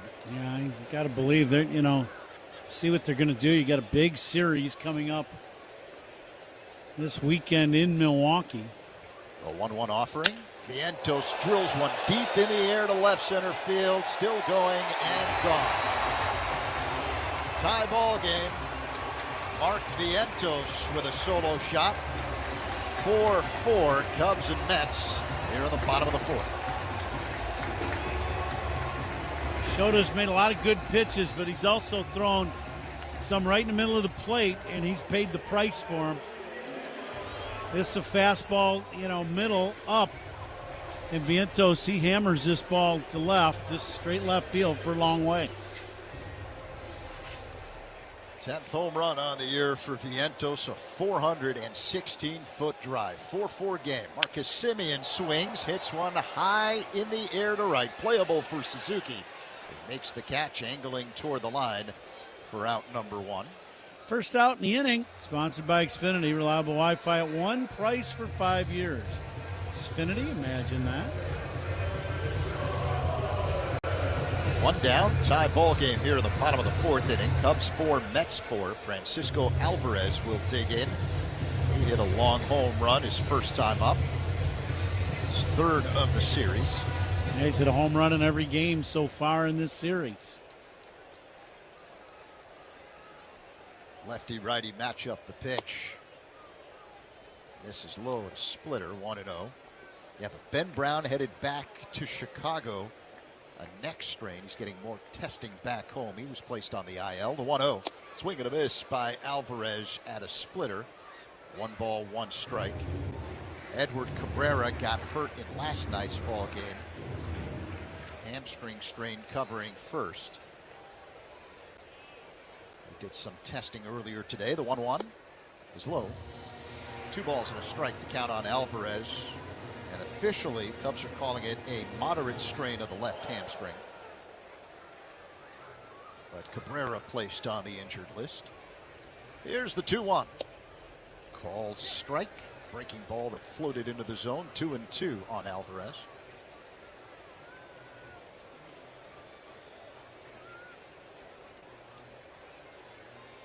Imanaga delivers a broken back ground ball up the middle, fielded behind the bag by Horner. The throw to first in time, 2 away. Second time bat's been coming out towards Imanaga. Broken bat, and they're both going right back towards the mound.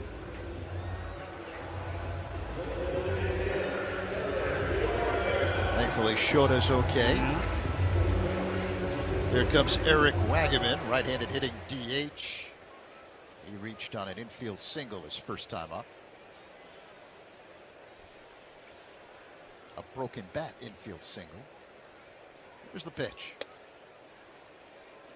Misses with a breaking ball. 1-0 the count. Just a little high. Imanaga with the kick and pitch. And Wagaman fouls it back, 1-1. But yeah, you're right. Cubs have one more game here in New York against the Mets, the finale of the series tomorrow night. Matthew Boyd will come off the injured list and return to the mound for the Cubs in that one. And a 3-game series in Milwaukee this weekend. The 1-1. Bouncing ball hit to third. Fielded behind the bag by Bregman. Throw across in time for out number 3. But Mark Vientos with a solo shot to tie up the game. 4-4 Cubs and Mets after 4 on the score. To be in the middle of New York to display a card like this is really such a big part of the Fanatics mission. We think about how do we create new experiences. Now we get the opportunity to put incredible Holy Grail cards in front of tens of thousands, if not millions of new people. It's not just about collectors today, but also about how do we bring new collectors into the space as well. It's really what we do it all for.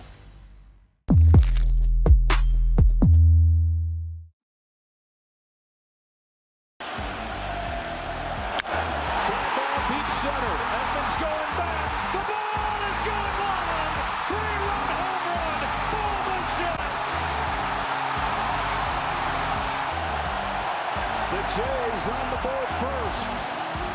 In one swing, Bo Bichette makes it 3-0 and chases Shohei Ohtani from Game 7.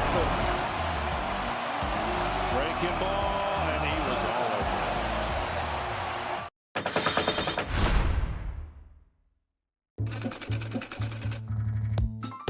The newfangled idea of the time was night games, and teams thought that the shiny material of satin would reflect the stadium lights better. But satin comes with all kinds of issues.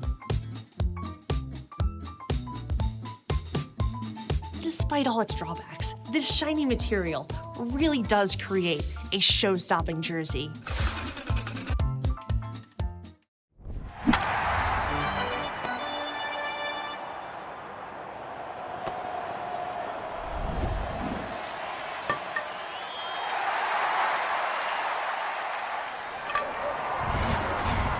Chicago Cubs. Morgan & Morgan, 332 South Michigan Avenue, Chicago. Top of the fifth in New York, game 2 of a doubleheader, 4-4 game, Cubs and Mets. Michael Busch will lead things off here in the Cubs half of the fifth inning against Huascar Brazoban. And Brazoban starts him off with a fastball up high, 1-0 the count. Busch 0 for 2 with a couple of ground outs. The next pitch is a big swing and a miss at a fastball, 1-1. Cubs trailed 3-1 after 2. As Brazoban delivers, and Busch fouls this one back off the screen. 1-2 strikes. Cubs took the lead, scoring 3 times in the top of the fourth. They were up 4-3 very briefly because in the bottom of the fourth, Mark Vientos hit a solo shot off Shota Imanaga to tie the game up at 4, and that's where we stand here in the top of the fifth. The 1-2 off the outside, 2-2 strikes. I think Michael Busch is going to be one of those guys for the Cubs here coming up. These next couple weeks is going to get red hot. I really think so. They're going to challenge this pitch. Alvarez thought it was a strike. I think playing umpire thought it was down. Ball strike challenge sponsored by Northwestern Medicine. It's a strike. New York has 2 challenges remaining. Alvarez just caught that ball very poorly, which fooled all of us from behind him. Kind of butchered up the catch, but that didn't butcher up the pitch. And now with this new system, that's a strike. And it's strike 3. Busch is retired. It clipped the outside edge near the bottom of the zone. So 1 down here in the top of the fifth. Nico Horner at the plate, and he looks at a fastball clocked at 97 miles per hour for a strike from Brazoban. Nico with a couple hits in the ball game, pair of doubles. And now with Brazoban in the game now, the right-hander, see if he goes now more towards trying to shoot the ball the other way. A long set. Here's the 0-1. And Nico pops it foul out of play off to the right. Good swing by Nico, just fouled it off. Coming to you live all season long from the Invesco QQQ broadcast booth. Proud partner of the Chicago Cubs. Brazoban works on the first base side of the rubber. The pitch. And this is looped foul out of play off to the right. But to your point, Nico continues to try and go the other way. Yeah, he's letting that ball carry a little bit and trying to drive this ball towards right and right center. And that's vintage Nico. When he's right, the pitch is low. 1-2 strikes.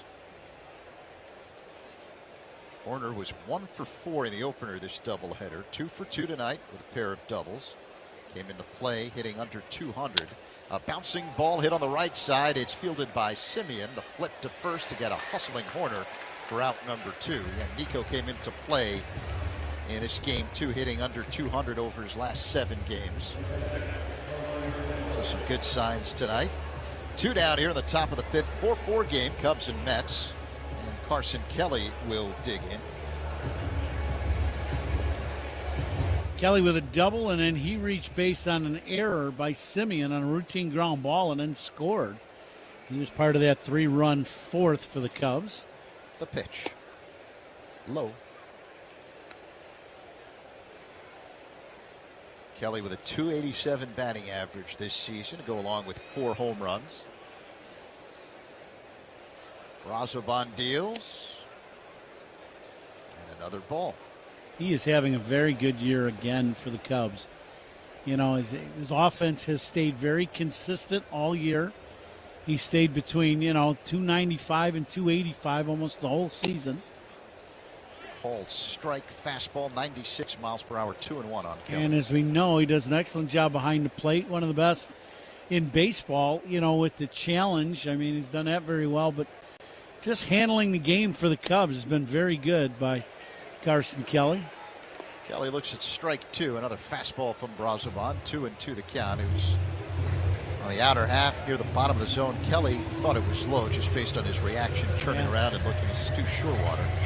It was definitely low, but I think he's in that thought of let's save our challenges for when we really need them. Brazoban misses low and outside with a sinking fastball. Kelly's worked a full count. Because you just don't know. Now people would say, well, if he challenges, he's right. You don't lose your challenge. But you could be wrong, and you're not 100% sure that pitch is bad. A payoff pitch is bounced foul behind the plate. 3 balls and 2 strikes. Guy is throwing 97 miles an hour. You know, your judgment isn't exact, that's for sure. I'm guessing most of the people listening have never been in the box for a 97 They have not seen anything even remotely close to that. Kelly hits one softly on the ground to third, fielded on a high hop by Bichette, running throw to first in time. Cubs go down in order here in the top of the 5th. Middle 5, tie game, 4-4, Cubs and Mets on the score in the Northwestern Medicine Cubs. And there's a shot into left field. Stanton on his way around to score. And the Yankees are on the board. First, it's 1-0 New York. Bouncer headed up the middle, and that's going to get through and drive in a couple of runs. Cranked up and sent into the right center field gap. McMahon's going to score easily. They're going to wave Wills around. Plays to third. 5-0 New York. Another one head for no man's land, but Harrison Bader read it well. Former Gold Glover comes up to make a very nice catch for the guy they call Big G, who has driven in a run with the 3rd straight hit to open the 5th inning.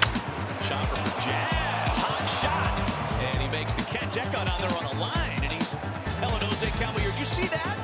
I could watch Jazz Chisholm play. I mean, he plays with such joy. Only David Cohn, Ron Guidry, and Mel Stottlemyre had opening day starts of 6+ innings with 2 or fewer hits and no runs allowed.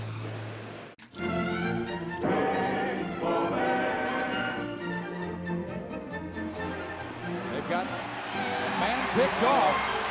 Chavez hits his top of his hat.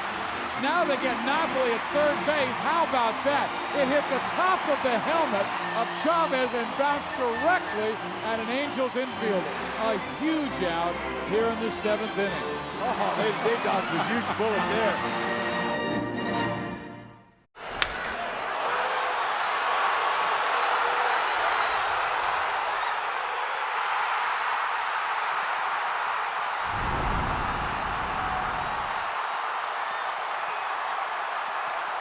The Cubs. Learn more at jameshardy.com. Cool. How cool is this? Spend your 4th of July week at Wrigley Field. Enjoy special promotions and festive ballpark activities, and stay after the July 4th game for a spectacular fireworks show at the Friendly Confines. For a full list of the week's events, visit Cubs.com/tickets. Yeah, I was talking about that the other day. I think, a couple days ago we talked about it, and I don't think in all the years I've been coming to Wrigley Field, which is most of my life, I have never heard of the Cubs doing a 4th of July fireworks display at Wrigley. So that is going to be something new and very cool. Friendly Confines. A.J. Ewing at the plate, and Ewing looks at a fastball off the outside for ball 1. We're in the bottom of the 5th. Cubs and Mets are tied at 4. Ewing crushed a home run his last time up. Here's the pitch, shows bunt, and bunts it up the third base line. It rolls foul. Now the ball's bunted, and it's up in the air for quite a long time, and then it hits the ground in foul territory, and it kicked it fair. And then it hit something else and went foul. Kind of an odd play as it hit on the chalk line, I guess, and then went towards fair. Then it ended up finally going foul. I think this line, when you look at it and the ball started rolling a little bit on the line, it started, the grounds crew will either tilt it one way or the other. Oh, really? They'll either tilt it towards fair territory, or they can tilt it the line towards foul territory. I want to hear more about this. The 1-1 to Ewing is fouled back out of play. 1-2. Years ago, you would always go as a third baseman, and you'd always go to the ballpark, and you would roll the ball down from home plate, roll it down the third base line. Mm-hmm. And same thing with the first base line. And you'd want to see what the ball was going to do. Here comes the 1-2 by Imanaga. And Ewing looks at a breaking ball off the outside. So there's some batting practice. You'd come up and you just roll the ball down from home plate up the dirt. Right. And a lot of times they would have the dirt, if they were a fast team and bunted, they would have it slanted towards fair territory. The 2-2 misses outside. Another sweeper from Imanaga. It's a full count with Ewing at the plate. And then you'd have other teams, come in, and they weren't, you'd go to a city where they weren't a speed team, they were a power team, and it definitely slanted towards foul territory. Ewing looks at ball 4, a third straight sweeper that missed outside. Leadoff walk for the Mets here in the bottom of the fifth. Tie ball game, Cubs 4, Mets 4. The other thing that, you'd see groundskeepers do is if you had, let's say, a sinker ball pitcher pitching for your home team, you would soak the dirt out in front of home plate and make it softer. And that ball would go, sinker ball, getting a lot of ground balls. That ball would hit into that dirt and die. Brett Beatty shows bunt and takes a strike. 0-1. And on the flip side, if the opposing team had a sinker baller, you might not soak it hardly at all. Just change the color of the dirt real quick, and that's it. So it was hard in front of home plate. Corner infielders are crashing. The pitch shows bunt again, pulls it back, looks at a sweeper off the outside. 1-1 the count on Beatty. Beatty trying to sacrifice here. He's only hitting .218, and with the lefty on the mound and Imanaga, Mets electing to try to get him to bunt sacrifice to get the runner to second. Bregman on the infield grass, wide of the bag. Imanaga working on the third base side of the rubber. Peers in, acknowledges the sign from Kelly. Ewing at first, not going. Here's the pitch. And check swing, foul ball off to the left. 1-2.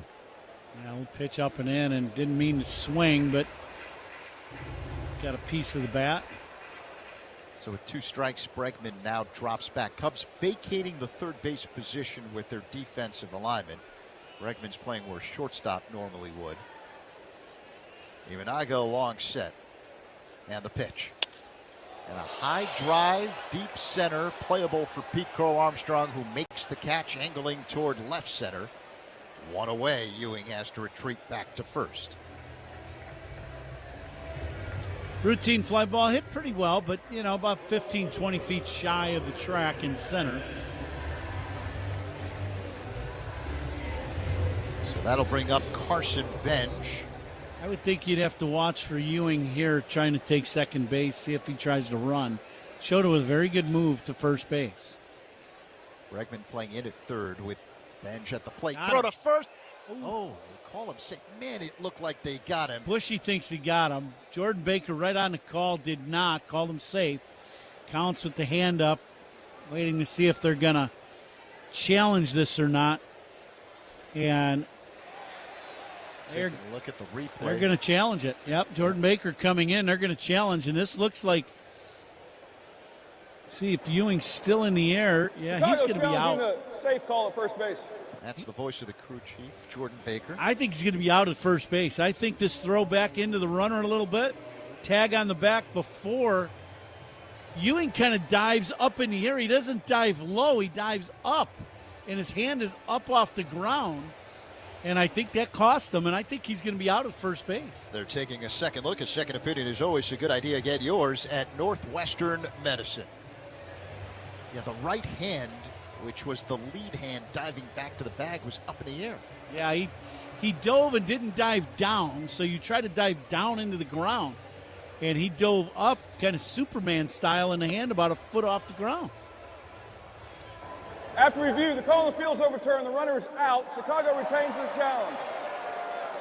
So excellent eyes by the Cubs replay man, Brad Moylan. Yeah, outstanding job. He's had a good series for the Cubs, that's for sure. And, we just got it out of our mouth. Ewing was going to go. You knew that. And Shota with that A move just picked him off. So pick off 1-3, 2 down here in the bottom of the fifth. 4-4 game, Cubs and Mets. Bench at the plate. Imanaga delivers, and Bench looks at a breaking ball for a strike. 0-1. We should point out the first out, sponsored by Xfinity. Reliable Wi-Fi at one price for 5 years. Xfinity. Imagine that. Imanaga along set. Now the 0-1. And that one skips past Bench. There's a splitter in the dirt. 1-1.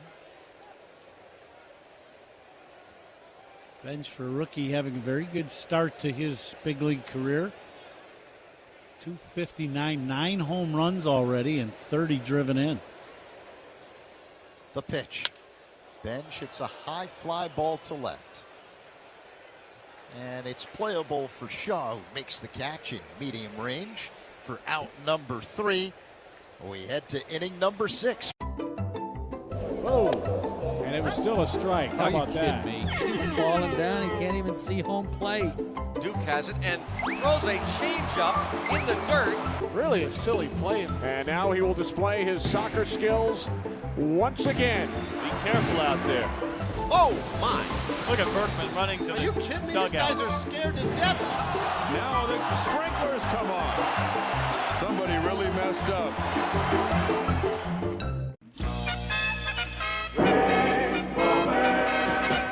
Fly ball in foul territory. Mike Felder was there, but could not hold on to the ball.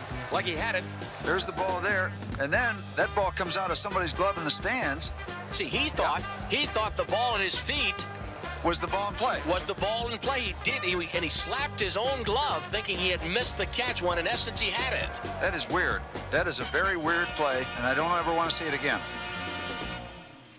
Te encantan los jugadores. Te encanta el juego. ¡Y se fue! Ahora puedes ser el dueño de grandes momentos del béisbol. MLB Auction te permite participar en la subasta de bates, bolas, jerseys autografiados y más, con artículos de tus equipos de grandes ligas favoritos. 95. They'll back it up with a 1-year, no breakdown guarantee. This price won't last long. Schedule your $89.95 AC tune-up today. For all your cooling, plumbing, and electrical needs, you know who to call. For all the right reasons, call 866-4 Seasons. Save time every time for a great haircut. Just download the Great Clips app or check in online at greatclips.com. Great Clips. It's gonna be great. Pedro Ramirez is on deck for the Cubs. Who's on deck is sponsored by TimberTech Decking and Railing. Everything wood should be. Visit timbertech.com. Tight game 2 of this doubleheader here in New York between the Cubs and Mets. We get ready for the top of the 6th inning. It's a 4-4 ball game. Mets have a new man on the mound. Left-hander Brooks Raley takes over. Ramirez, switch hitter, batting from the right side. Here's the pitch. That's a called strike. Cutter, 0-1.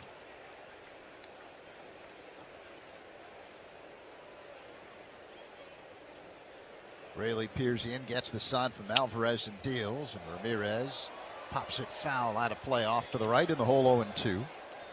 See what's on tap here in the 6th inning, sponsored by Flight by Yingling, next generation of light beer. Cubs with, I think, 3 doubles in this game, yeah. No home runs yet. I think that may change, though, here soon. Maybe it'll happen here. The pitch to Ramirez. He swings and fouls it out of play off to the right. 0-2 the count. It is a very good week to hit here in New York. It's warm. It's been around 80 degrees, so it's a very good time to hit here. And the pitch. Line drive down the right field line. It drops in for a base hit. Takes a wild bounce off the sidewall. Ramirez digging for second and gets there way ahead of the throw. Another double for the Cubs. 4th of the game. 2nd hit of the night for Ramirez. Now, and he just takes this pitch away and just goes with it. Just dumps this ball into short right field. And the question was whether it was going to be fair or foul. Little backdoor slider. And it hits fair and then hits the sidewall that jets out and doesn't go down the line. And because of that, it goes away from the right fielder, Beatty. And Ramirez with a double, 2nd hit of the ballgame. So the go-ahead run in scoring position with Ramirez at second base. Red-hot Dansby Swanson at the plate. The pitch off the outside for ball 1. See if Dansby, as hot as he is, can do an over and in. You know, you're trying to get the runner to third, but you'd love to drive him in. The pitch. Misses again, this time with a cutter. 2-0 the count on Swanson. Now, as hot as Dansby's, 2-run homers aren't bad at this situation. Never goes out of style. Dansby hit a couple of home runs in game 1 of the doubleheader. The 2-0. And a high drive hit to deep right center field. Going back, Beatty at the track near the wall. He leaps, it bangs off the wall. Ramirez racing for third, being waved home. Ball loose in the outfield. Swanson on his way to third base. 3-run, I should say, triple. Cubs take the lead as Ramirez scores. Dansby Swanson continues his red-hot trip to the Big Apple. Cubs up 5-4. Over and in, that's the deal. And he just missed the 2-run homer. And the right fielder, Beatty, who I don't think plays out there all the time, he misplayed that ball a little bit.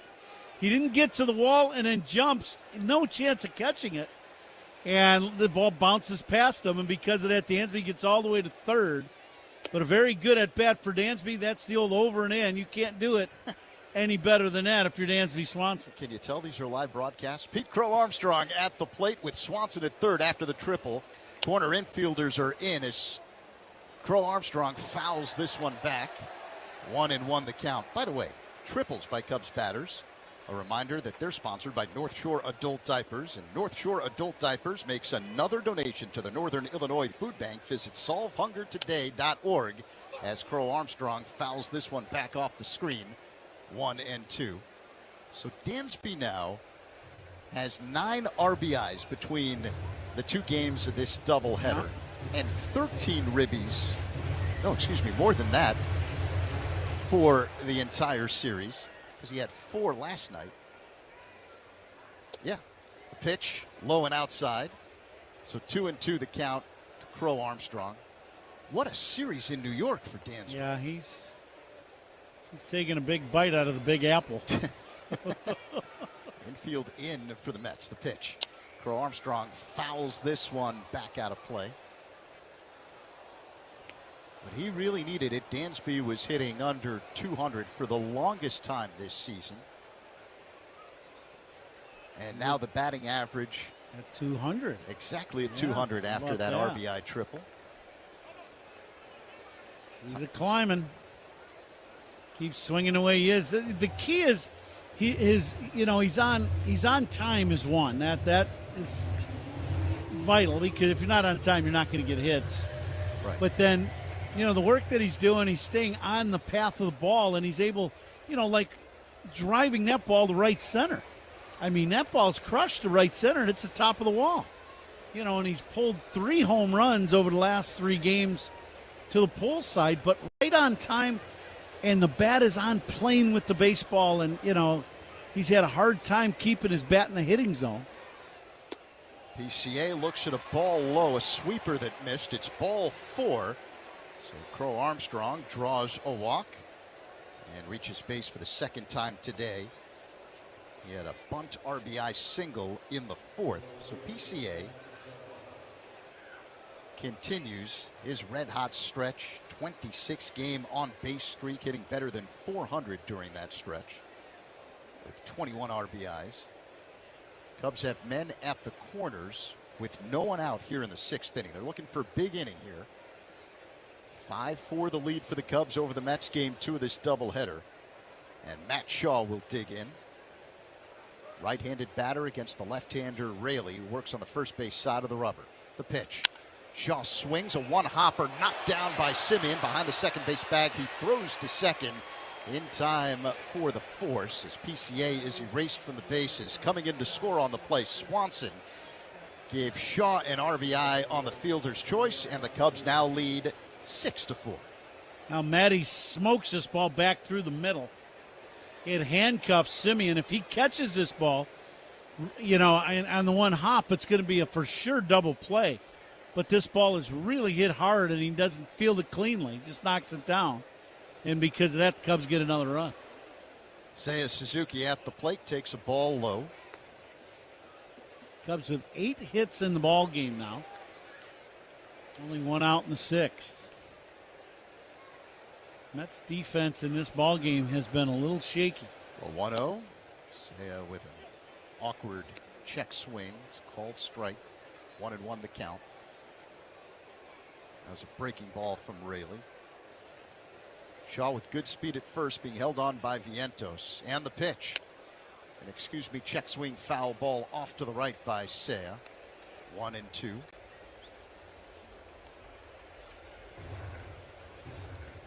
Pitching changes by Cubs opponents are sponsored by Sloan, the official water efficiency partner of the Chicago Cubs and leader in smart water and commercial restroom solutions. Learn more at sloan.com. 1 ball and 2 strikes the count. And the pitch is low. 2-2.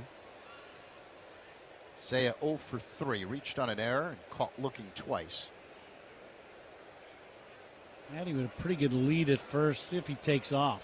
No. Not going, and a bouncing ball hit to short, fielded by Lindor. To second for one. Simeon on to first. In time, double play.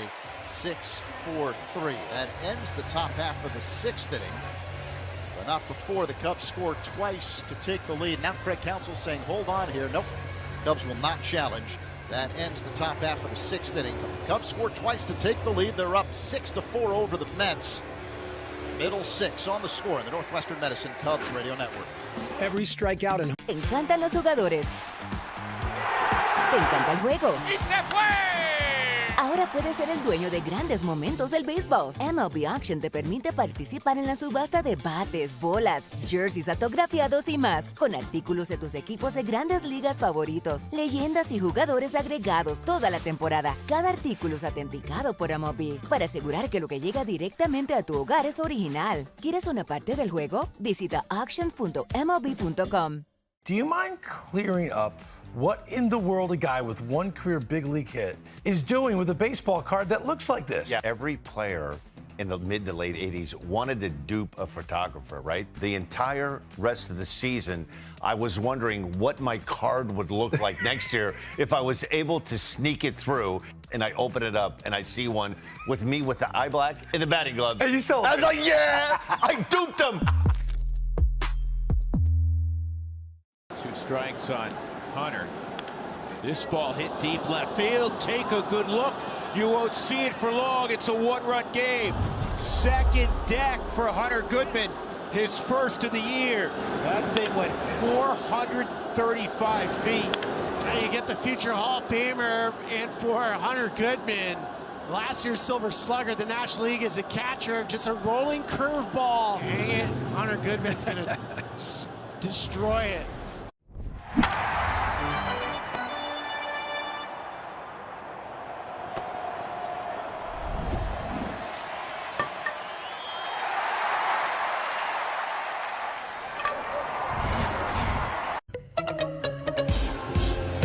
Bottom of the sixth inning here in New York. It's a 6-4 lead for the Cubs over the Mets. Game 2 of a doubleheader. Shota Imanaga on the mound. Francisco Lindor at the plate.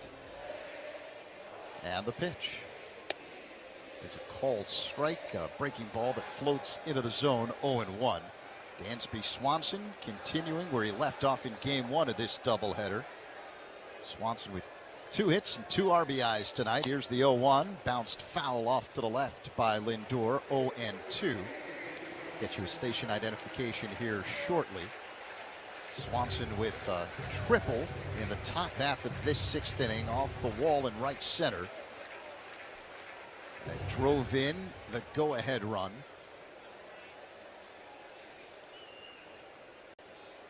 The pitch.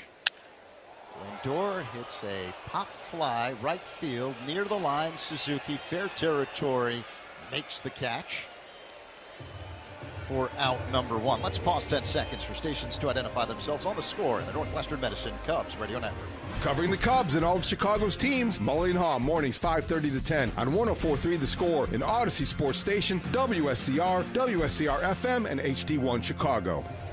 Looks like that's going to be all for Shota Imanaga. Craig Counsell walks to the mound, clapping his hands, asks for the baseball.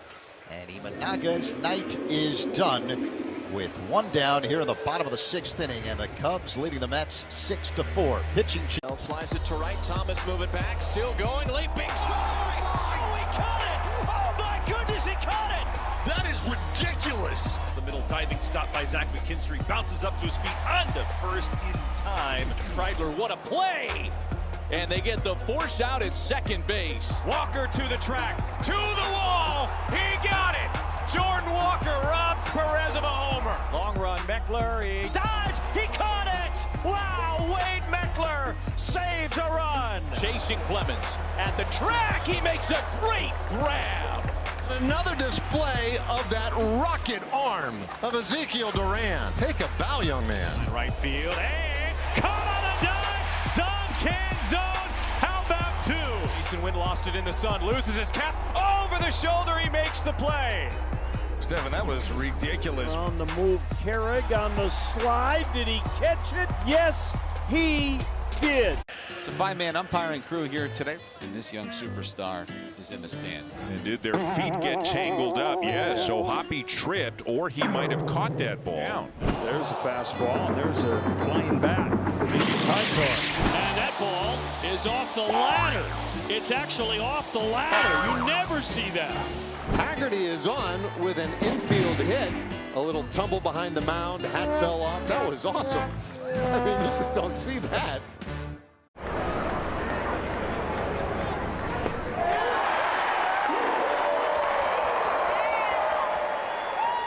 At historic Crosley Field, beating the San Francisco Giants 5-4. Lee May and Johnny Bench hit back-to-back home runs in the 8th inning to secure the win. After the final out, home plate was dug up and transported by helicopter to Riverfront Stadium. And that's where the Big Red Machine became the Big Red Machine. Bo Bichette at the plate, and Hollowell starts him off with a sweeper off the outside, 1-0.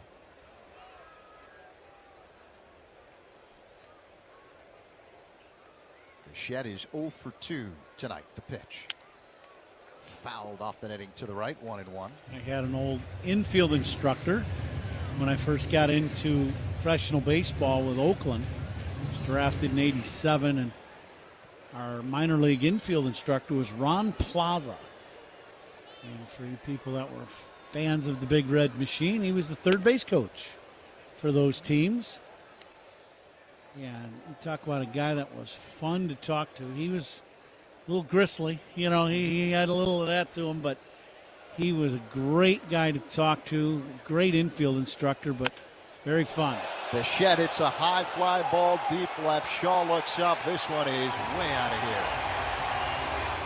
Oh, Bichette with a solo shot off Gavin Hollowell, and it's a 1-run game. Up 6, Mets 5 here in the 6th. Well, hanging breaking ball to Bichette, and he's one of those guys that he has a very odd approach to hitting with the swing itself, with the way he wraps his bat, but kind of runs in the family. The old man did it too, and they both hit home runs that looked a lot like that as Bichette crunches this ball to deep left. 10th home run of the year for Bichette, 411 feet. His pops was Dante Bichette. Mark Vientos fouls this one back. Big home run hitter and great outfielder for Colorado Rockies. Part of those famous Blake Street Bombers in the early years of the Rockies. Larry Walker. Here's the 0-1. Up high to Vientos. Ellis Burks, Andre Scalaraga. When we were in Colorado a couple of weeks ago, saw that big picture in the press box of those guys walking down Blake Street with their bats. The 1-1. A looper caught by Horner on the right side of the infield. Vientos is retired, 2 away. Good pitch by Hollowell. Just gets a little jam shot over to Nico.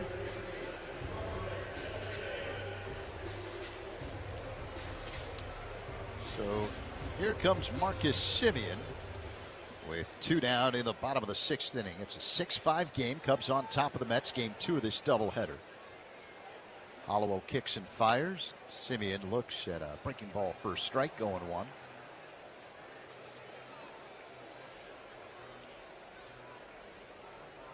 Hollowell leans in, straightens up, sets the belt, works his motion and deals.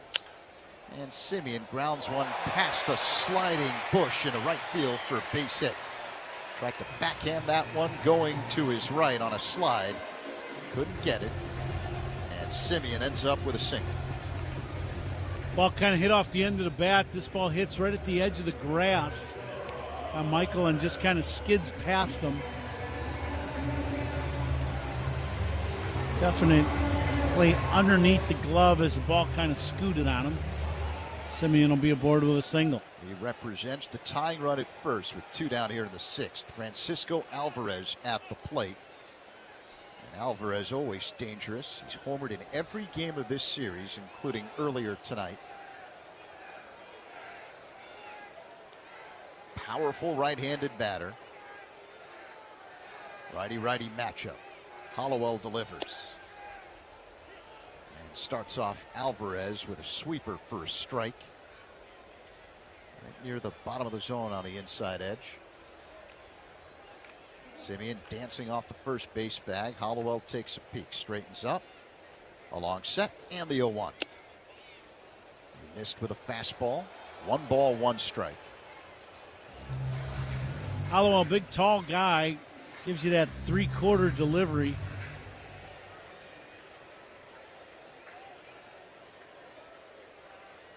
And the 1-1. Alvarez swings and misses. Took a hefty cut at a breaking ball. 1-2. Yeah, you know Alvarez is feeling good at the plate because every time he swings the bat, it looks like he's trying to hit the ball 800 feet. He got a little breaking ball there. That was a pretty good pitch to hit. Stayed in the middle of the plate, but he was just underneath. Simeon at first, 2 down. 6-5 Cubs. The pitch. Swing and a miss. Strike 3 as Hollowell zips a fastball by Alvarez. And that ends the 6th inning, but not before the Mets move a little closer after the... Te encantan los jugadores. Te encanta el juego. ¡Y se fue! Ahora puedes ser el dueño de grandes momentos del béisbol. MLB Auction te permite participar en la subasta de bates, bolas, jerseys autografiados y más, con artículos de tus equipos de grandes ligas favoritos, leyendas y jugadores agregados toda la temporada. Cada artículo es autenticado por MLB para asegurar que lo que llega directamente a tu hogar es original. ¿Quieres una parte del juego? Visita auctions.mlb.com. To like build this for them and spend the last year of coming up with this concept and getting it off the ground and getting everybody here, like it just feels really good to have everybody coming and experiencing the thing that we've been working so hard on. To be able to like take the experiences of Comic-Con and add that to a card show just is really fulfilling, because as somebody who grew up going to card shows and still goes to the same card show in the same church basement in Trumbull, Connecticut every month, like it's great. Card shows are amazing, but to be able to add all of this experience is what makes this great.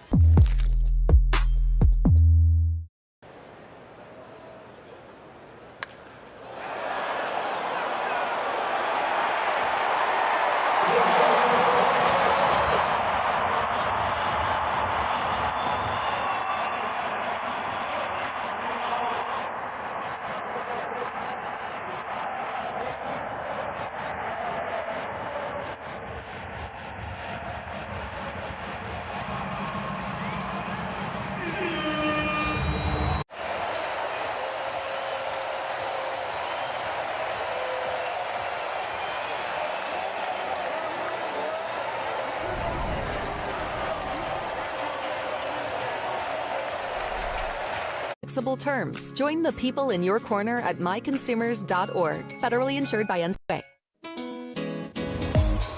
Top of the 7th in New York. Cubs with a 6-5 lead over the Mets in the night portion of this day-night doubleheader. Mets have a new pitcher, right-hander Luke Weaver, former Yankee. His first season with the Mets takes over. 32 years old, 2-1 with a 2.25 ERA. In 30 games this season. Pitching changes by Cubs opponents, sponsored by Sloan, the official water efficiency partner of the Chicago Cubs and leader in smart water and commercial restroom solutions. Learn more at sloan.com.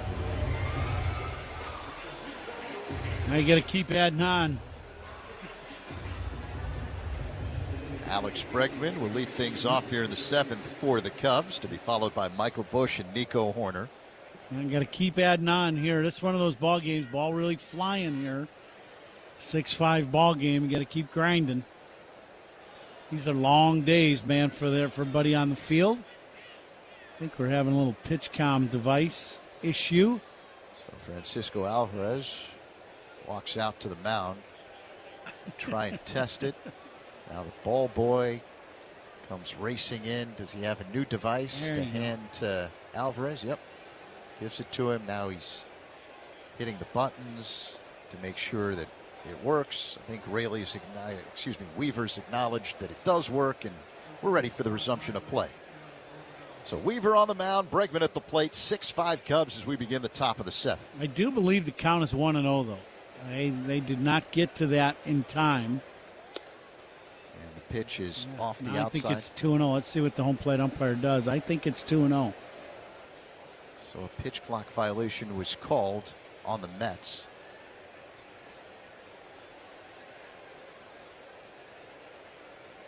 Now the 2-0 to Bregman is up high, 3-0.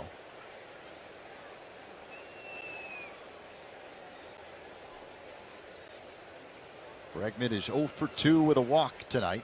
Right-handed batter against the right-hander Weaver. Peers in, gets the sign from Alvarez, works his motion, and the pitch is a cold strike, a fastball clocked at 95 miles per hour.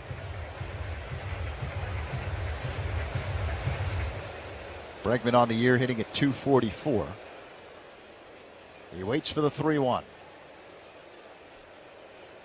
Here it comes. Bregman taps it foul at the plate. Off the body of Alvarez.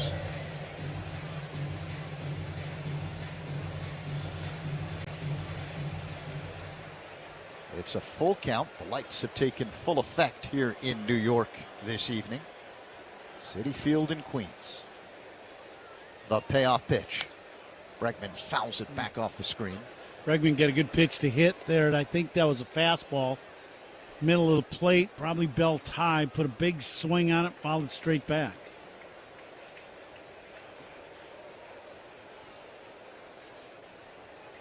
Weaver puts the ball in the glove. He rocks back and deals. The pitch is low, ball 4. So Bregman draws his second walk of the ball game. And it'll bring up Michael Busch. Kind of an odd pitch selection. He went with the changeup there, first hitter of the inning. And maybe Weaver just got a little spooked with that big swing by Bregman on the pitch before. But now you got Michael Busch. He's just missed a couple. This should be a pretty good matchup for Bushy. He's 0 for 3 tonight. Time called by Busch. He's got some bug issues. He does. They're swatting at his face. He's got those bright red batting gloves, and he's kind of moving them all over the place to get rid of the bugs. All right, so Bregman at first. No one out here in the top of the 7th. 6-5 Cubs. Righty-lefty matchup, a long set by Weaver. Now the pitch. Busch fouls it back off to the left. 0-1. Michael, he is just underneath today. And I mean just underneath. He has had some pitches to hit, and he has been right on time with them and just underneath and fouling them back. He is about to go on a streak of banging a baseball out of the yard, I got to believe. Chops one foul off to the right in the hole, 0-2. Do you change anything with your swing? Yeah, you might just try to get just on top just a touch more because he's under. So whatever that is, he's just missing.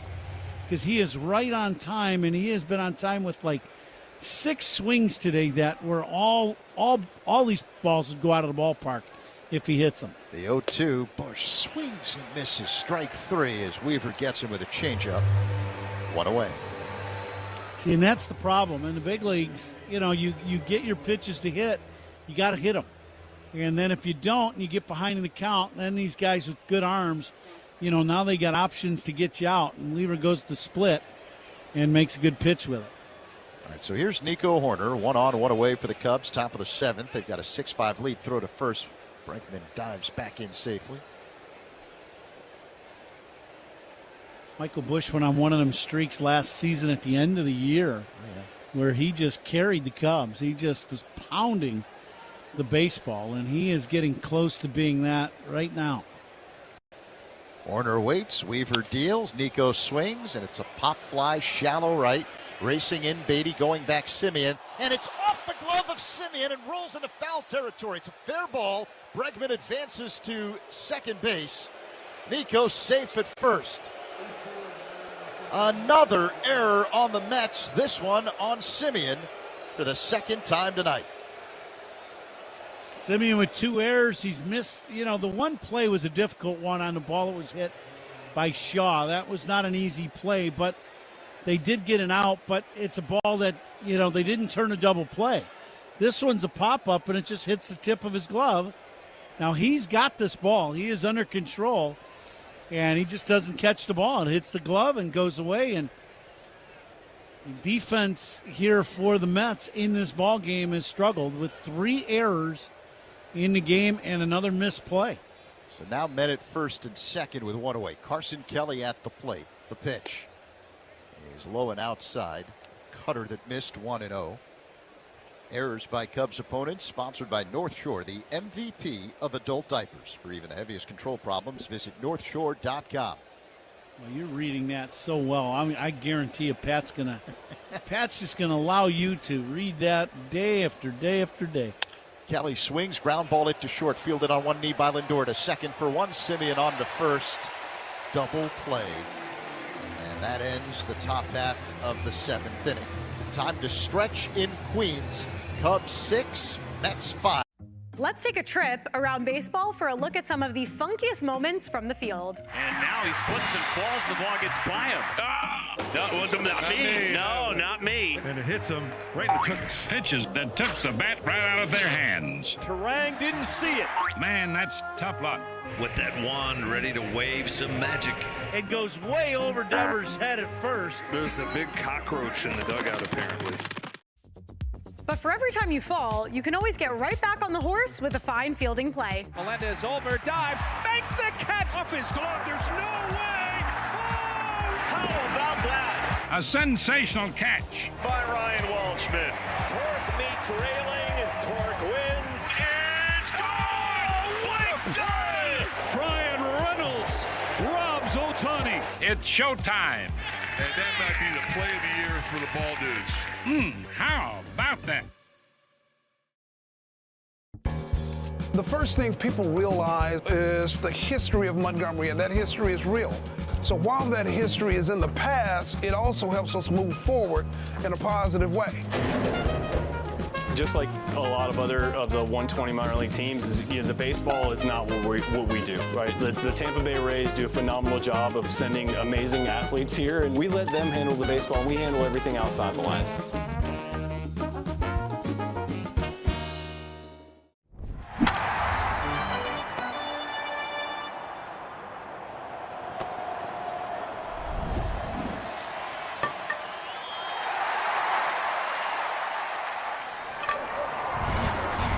Effortlessly beautiful. Find yours at your locally owned retailer. Visit BenjaminMoore.com today.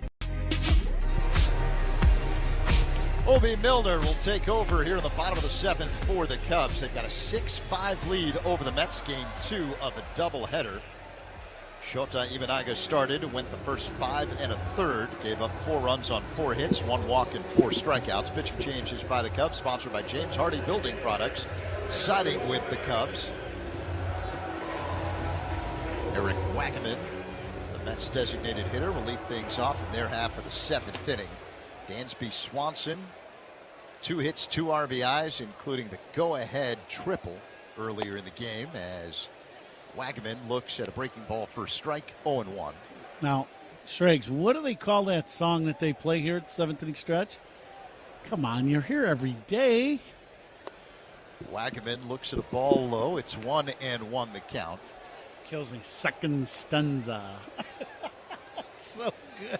It's the best tradition they got here at the Mets. They've been playing that kind of Italian party song, I guess you would kind of call it, right? Yeah, it's an Italian-American novelty song called Lazy Mary. There we go. That's it. That is awesome. The whole place goes up for grabs. It's just great. You got up. I am every time. I did it. I would dance in the field when we were playing, when they'd play that. Yeah.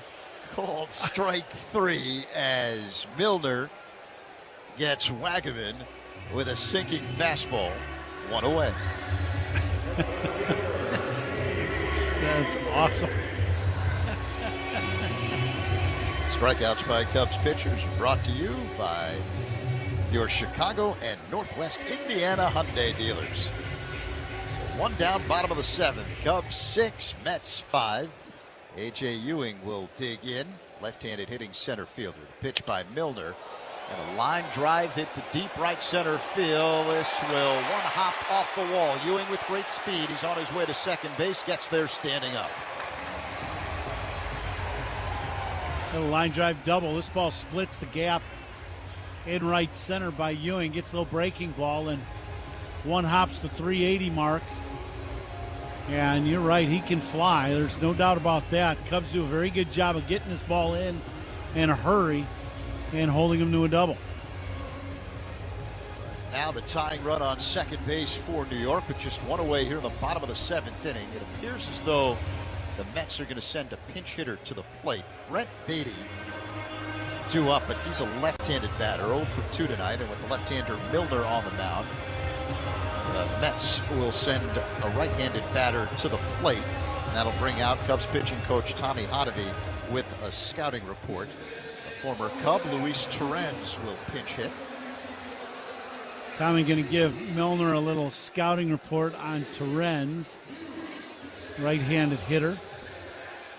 Torrens played in game 1 of this series, or game 1 of the doubleheader today. No, he played yesterday, right? He played yesterday, not game 1. Game 1. Did he play game 1? It's all running together now, folks. Sorry. Alvarez did too, but Alvarez was the DH. There you go. That's what it was. Torrens went 0 for 3 in the day portion of this day-night doubleheader. He's hitting at .216 in 48 games with 1 home run.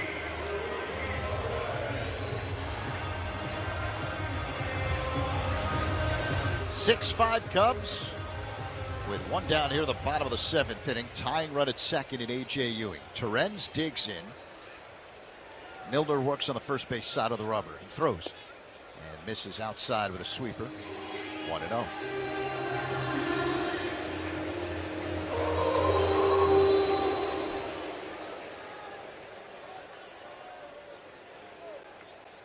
The next pitch.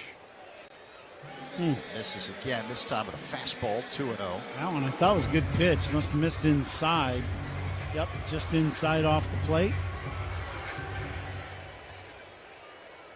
Milner checks second and deals. Torrens swings, and it's a high fly ball down the right field line. This one slices foul. Another good pitch by Milner. He is, as most Cub fans know, he's a sidearm lefty, and he comes from, the release point is below his waist. So he's kind of cross-firing these fastballs inside to Torrens. 2-1 the count. Ewing at second, 1 down, bottom 7. The pitch inside to Torrens. It's now 3-1. Carson Benj, a left-handed hitter, is on deck.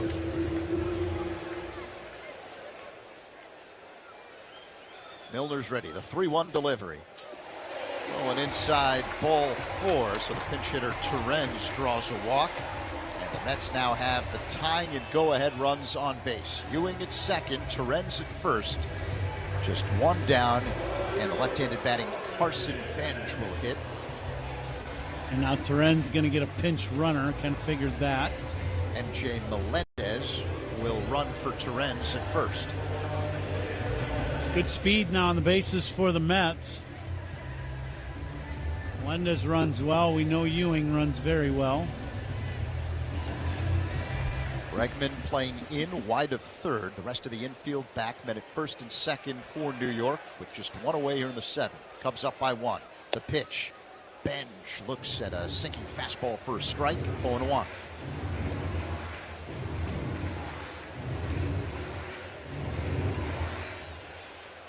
Milner puts the ball in the glove, sets above the belt, looks at second, works his motion and deals. And misses off the outside with a fastball, 1-1.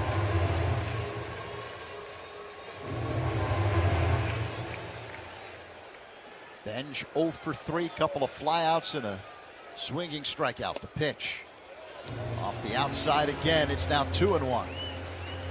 Miller just missed again with that breaking ball. That sweeping hook from down under just goes across the zone, just missed the outside corner. Trent Thornton warming up in the Cubs pen, a righty. The pitch. By Milner, 3-1 the count on Benj. These pitches are off the plate away, but not by much. You're talking about less than the width of the baseball off the plate away. Men at first and second, 1 down. The 3-1. Check swing by Benj. Doesn't matter. Called strike. It's a full count.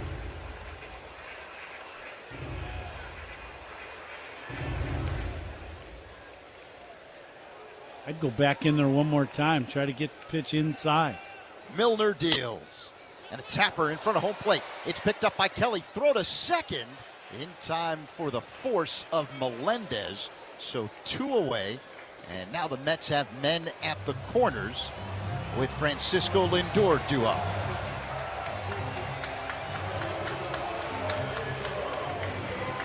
This ball's hit right out in front of home plate. Kelly thinking, that you turn a pair, but with Benj at the plate, no chance. So they get the middle guy. And now Lindor, who has flown out to right field every time up the plate in this game. Cubs could use one more of those. One more sac fly would be perfect. 0 for 3. Men at the corners for the Mets. The pitch by Milner. A bouncing ball hit wide to third. Fielded by Bregman. Throw to second in time for the force. Milner works into and out of a jam. And the Cubs preserve the 1-run lead. They're up 6-4. I got these Topps 1994 baseball cards, Series 2. I collect them like everybody else did back in the 70s. Eventually threw them all away. We didn't save them, and I'm sure they're worth millions now. Let's see what I have here. Ken Griffey Jr., probably the best baseball player I've ever played with in my entire life. Oh man, Lou Whitaker, Bobby Bonilla, Bo Jackson, the best two-sport player ever. Jack Caglione took a walk and scored in the Royals' 2-run first inning. Oh, right center field. Did he get enough of it? You bet he did. Splash, second deck.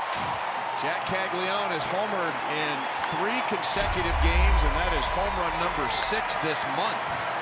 Lumberjack going to the hydration station. What a shot. Are you kidding?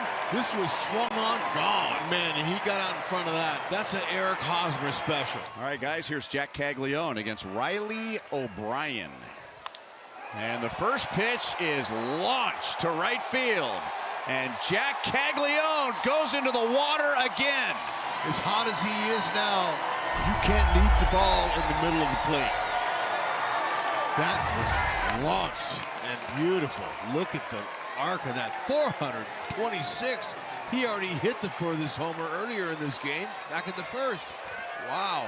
Puedes ser el dueño de grandes momentos del béisbol. MLB Auction te permite participar en la subasta de bates, bolas y jerseys autografiados, con artículos de tus equipos de grandes ligas favoritos, leyendas y jugadores. Visita auctions.mlb.com. Park. Learn more at villageofbedfordpark.com. 6-5 Cubs, top of the 8th inning here in New York. And this 8th inning is sponsored by Cars for Kids, 877 Cars for Kids. That's Cars with a K to donate your car today, Z. Thank you, Coom. New man on the mound for the Mets. Left-hander A.J. Minter takes over. Pedro Ramirez at the plate. Switch hitter batting from the right side. Minter a long set. Now the pitch. And this is up high with a fastball. 1-0 the count. M.J. Melendez stays in the game. He's now in left field. Carson Benj moves to right. And the 1-0. Ramirez fouls this one back out of play. 1-1. Cubs took the lead in the 6th inning on an RBI triple by Dansby Swanson. It's got 9 RBIs between the 2 games today. The 1-1. Foul back off the screen by Ramirez. 1 and 2. Swanson hit 2 home runs and drove in 7 in the opener. He's got 2 hits and 2 ribbies here in the nightcap.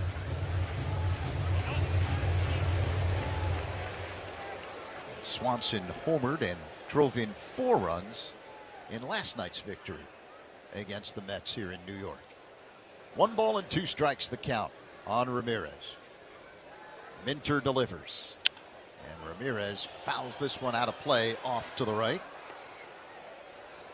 Coon pitching changes by Cubs opponents, sponsored by Sloan, the official water efficiency partner of the Chicago Cubs and leader in smart water and commercial restroom solutions. Learn more at sloan.com.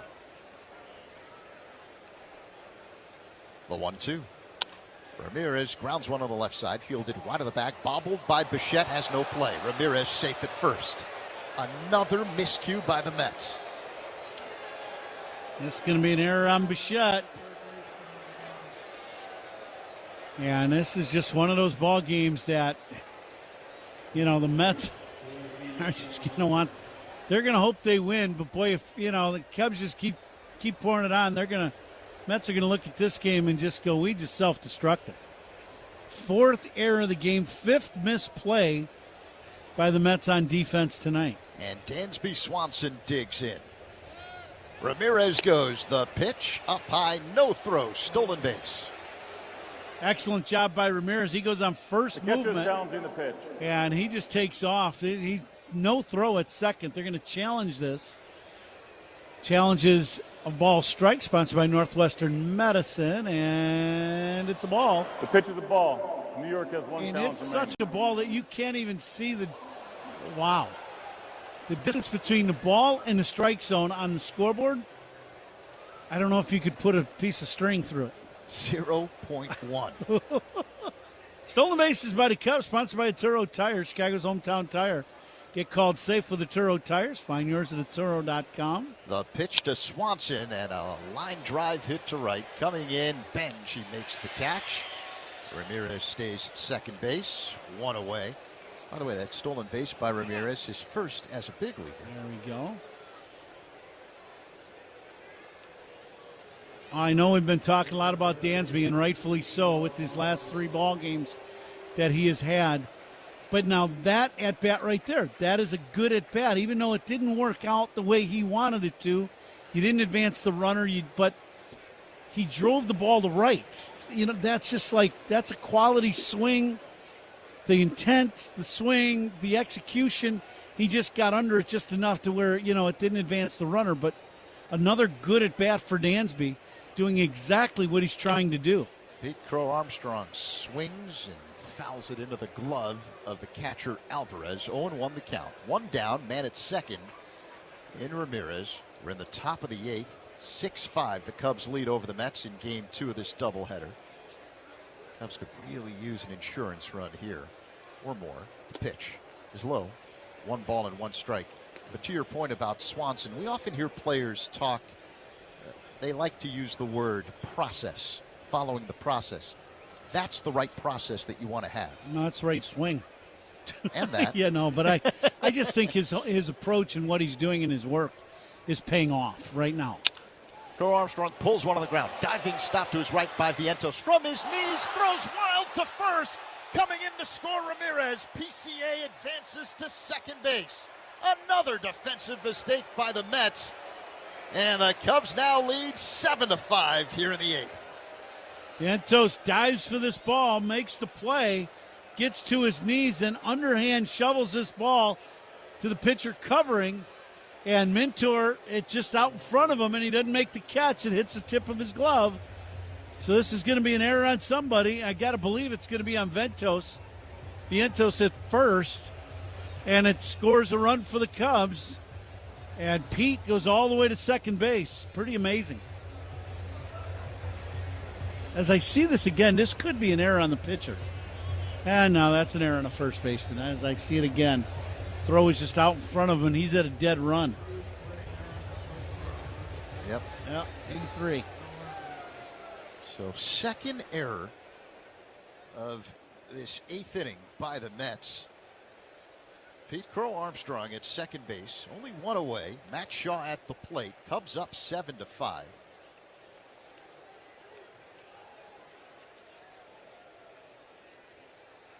Minter a long set. PCA goes. The pitch high. Throw to third. Not in time as PCA slides in safely with a steal of third base.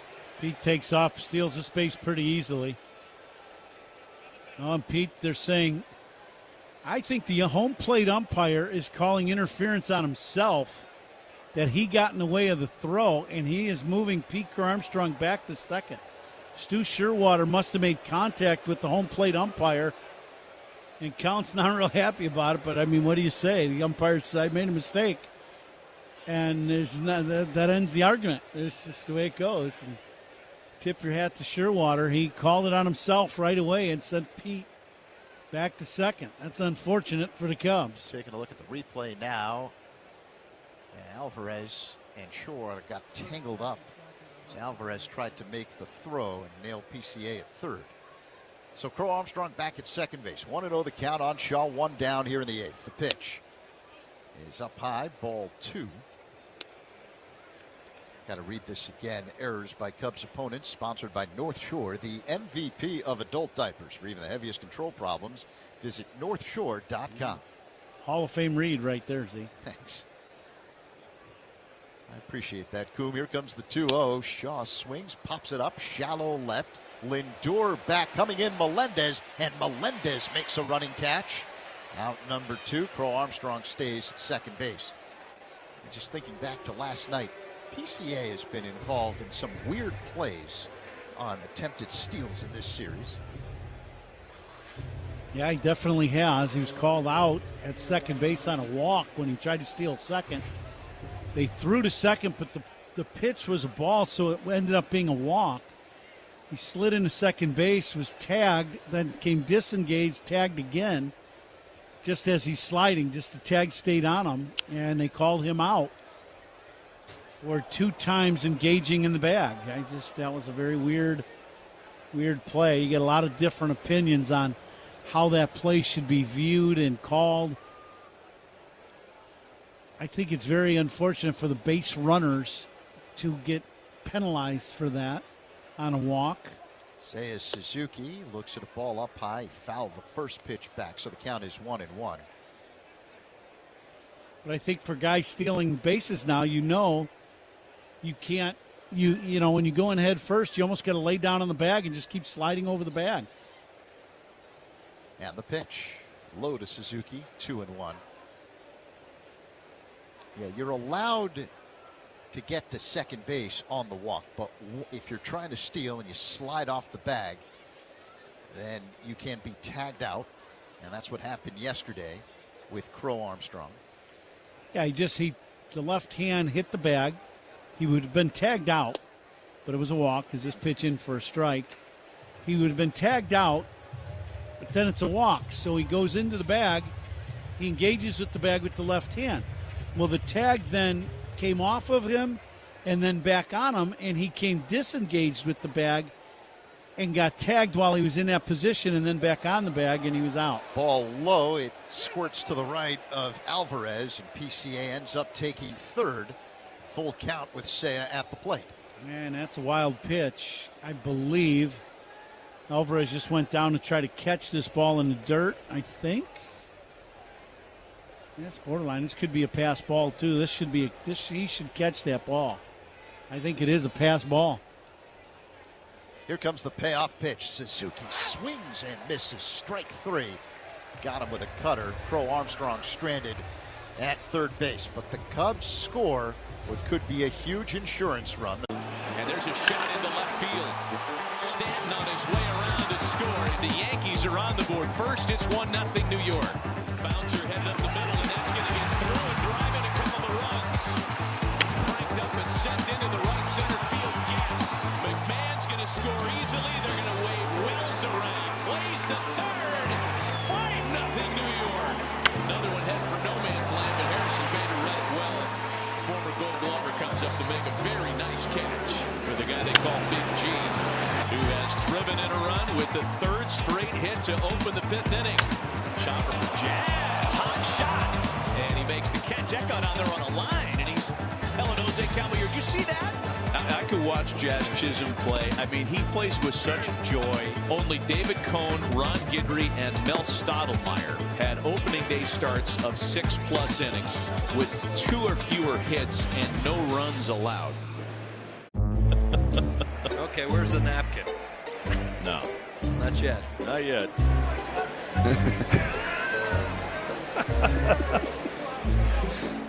Wow. Well, always eager to help Pedro Martinez. Oh, that's got to feel good. Oh, yeah. Sticky's good.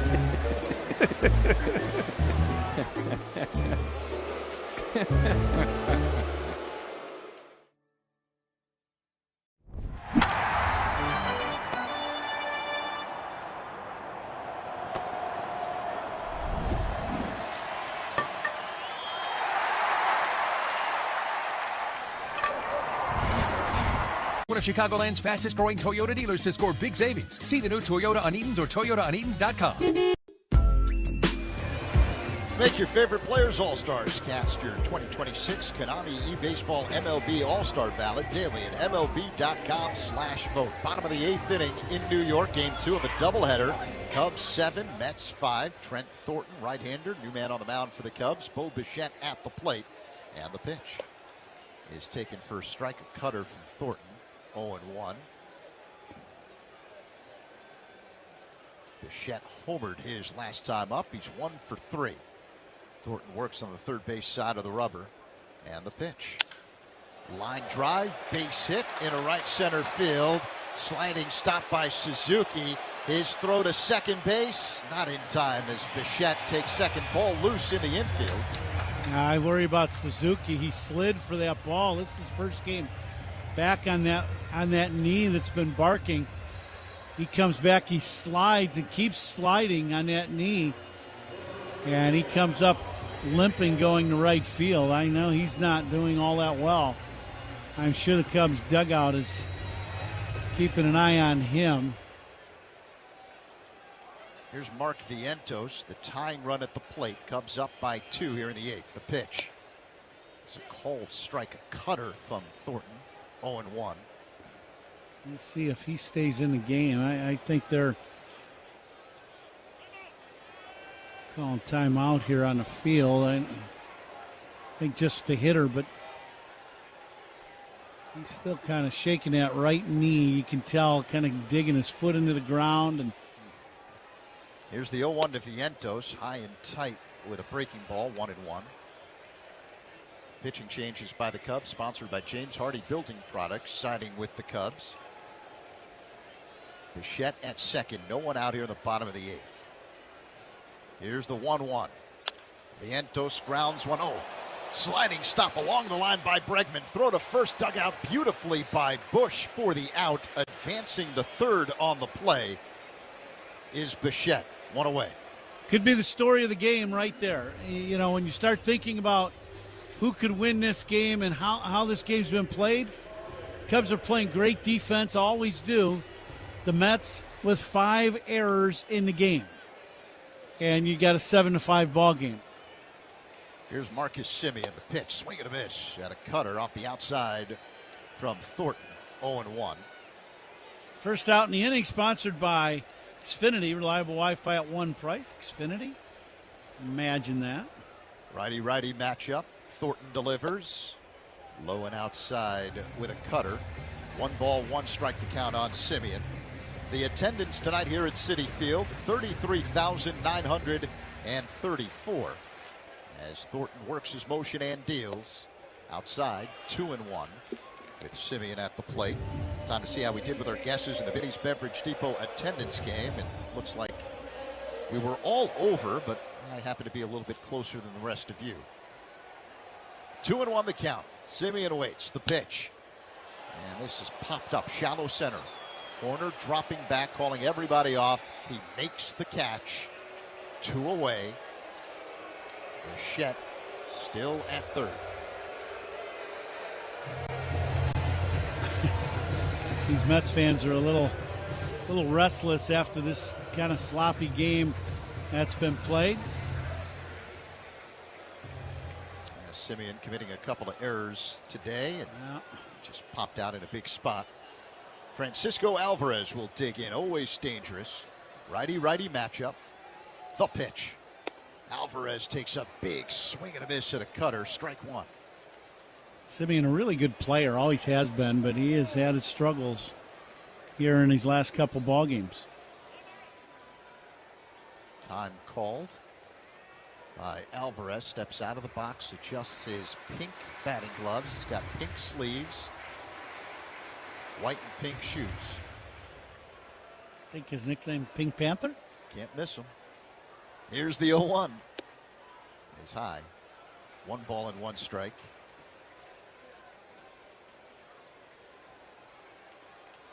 I haven't run that nickname by him, but you can after the game when you see him. Nah, I'm going home. Here's the 1-1. Alvarez check swing. And it's called a strike, a cutter. The home plate umpire, Stu Shorwater, said that Alvarez went around.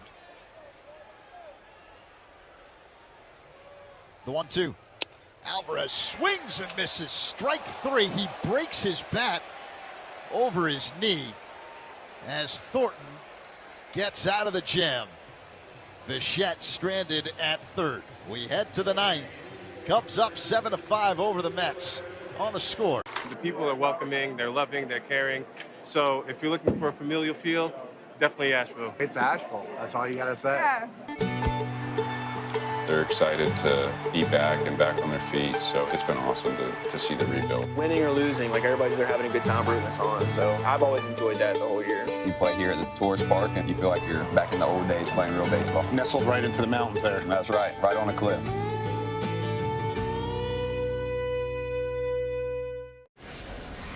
Chris Sale's 10th start of the season was a beauty. He goes 7 innings, giving up just 1 run, and he is in line for his first win against the Marlins. An outstanding outing tonight by Trey Savage. 6 innings, 2 hits, did not walk a batter, struck out 8, kept the Yankees off the scoreboard. 11 strikeouts from Kyle Harrison. Matching a career-long outing for Kyle Harrison and a dominant 2-hit shutout for the left-hander. Wow. Outman over. Outman with the dive! Superman hit-saving play by James Outman. Ryan drops his glove on the mound and gives James Outman a standing ovation. First pitch of the game, the pitcher hits it out. A living, breathing statue, Shohei Ohtani. You just don't dare take your eyes off of him. He's a walking history book. It's ridiculous what he does.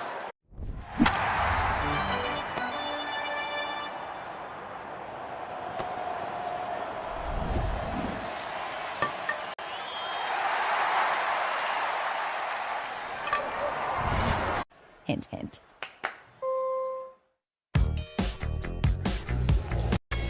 Getting set for the top of the ninth here at Citi Field in New York. Game 2 of a doubleheader. Cubs 7, Mets 5. Alex Bregman will dig in against the new right-hander on the mound for New York, former Brewer and Yankee Devin Williams. Righty-righty matchup. The kick and pitch. And Bregman looks at a fastball up high, 1-0. Williams with just under a 5 ERA, 24 innings pitched. Big strikeout guy, but also big ERA. Now the 1-0. Bregman looks at a strike, another fastball from Williams, 1-1. And if you haven't heard, Pat and I are on this thing called Patreon, and it's a group called Inside the Booth with Pat and Ron. Join patreon.com/Pat and Ron. And join us. We do some video work and answer questions. Once a month we do a live stream. Pat and I will do that next week. We got a member of the week this week, Max J. Thank you to everybody who's already subscribed. We really appreciate it. It's been a lot of fun. Patrick and I will be back at it next week after the Milwaukee series when we get back to Chicago. Here's the 1-2 to Bregman. A bouncing ball hit back a third, fielded by Bichette. Throw across, dug out by Vientos. Bregman's retired. One That away. very easily could have been the 6th error of the game, as that throw is in the dirt and Vientos picks up Bichette on that low throw. But go to patreon.com/Pat and Ron, and there's a small fee, but it's Inside the Booth with Pat and Ron. Sounds cool. We have a lot of fun. We get some good questions. Oh, boy. Yeah, it's been very entertaining. Michael Busch stands in. Williams delivers, and Busch looks at a changeup for a strike. 0-1. And you guys are candid as always. And you get a chance to talk to the Hall of Famer and ask him questions about all the years of him being in the booth and being a Hall of Fame broadcaster. Get some baseball questions if you want. So we have a good time. It's always, whenever we're all together, we have a good time. It's going to be fun, that's for sure. 1-1 the count with Busch at the plate. Williams works his motion and deals. And that's a called strike. Another changeup. Busch didn't like the call, turned around and just glared at home plate umpire Stu Shorwater. It's a good pitch, though. It hits the inside corner at the knees. 1-2. The ninth inning is sponsored by Circa Resort and Casino. Get ready for the time of your life. CircaLasVegas.com. Righty-lefty matchup with Williams on the mound, Bush at the plate. A long set, the 1-2. Up high, 2 balls and 2 strikes. A reminder to stay tuned. Coming up shortly, the toast of the game presented by Binny's Beverage Depot, coming up in the bottom of the ninth with the Coon Dog. Pat gave me a lot of advice prior to this series. The pitch, a swing and a foul tip into the glove. Strike 3. Bush is retired. 2 away here in the top of the ninth with the Cubs leading the Mets 7-5. Pat said, Zach, make sure you give the score and don't curse. And if you do those 2 things, chances are you're going to be around for a little bit. Wow. He's right. Well, that's a start. That's for sure. Nico Horner at the plate with 2 away here in the ninth. Williams kicks and delivers and misses up high with a fastball. I can promise you one thing. If you do the second one, you're not going to do the first one for very long. That's very true. That's a man of wisdom. Now the 1-0 is low. 2-0 the count with Nico at the plate. Stay tuned for the Old National Bank Cubs Radio postgame show, the official bank of the Cubs Radio Network. Coming up with Judson Richards following the festivities tonight. The 2-0. Horner swings, lines one deep down the right field line, racing back bench. It's over his head. One hops the wall, and Horner cruises into second base. That's his 3rd double of the night. Now, Nico doing it, you know, he's getting back on track. We've been talking about this last few days. And another line drive bullet that one hops the wall down the right field line. He lets this ball carry, and this is another play that's, you know, this is a ball that's got to be caught in right field. He gets to it and then short arms the ball because he's getting close to the wall and then make the catch. Yeah, and the Cubs benefit. That ends up being a double, but that's another play. That's the 7th play of the game that has not been made by the Mets that should be made. Carson Kelly dribbles one foul off to the left, 0-1. They have 5 errors in the game and 2 missed plays. That ball's got to be caught. Don't you think? Yeah. Yeah, you know, he got to the ball, short-armed it, getting fairly close to the wall, and then make the catch. Yeah, it looked like it tipped just off the top of the glove, and then one hop the wall. 0-1 on Kelly with Nico at second. 2 away here in the ninth. Williams along set. Now the pitch. Kelly taps it foul at the plate. 0-2.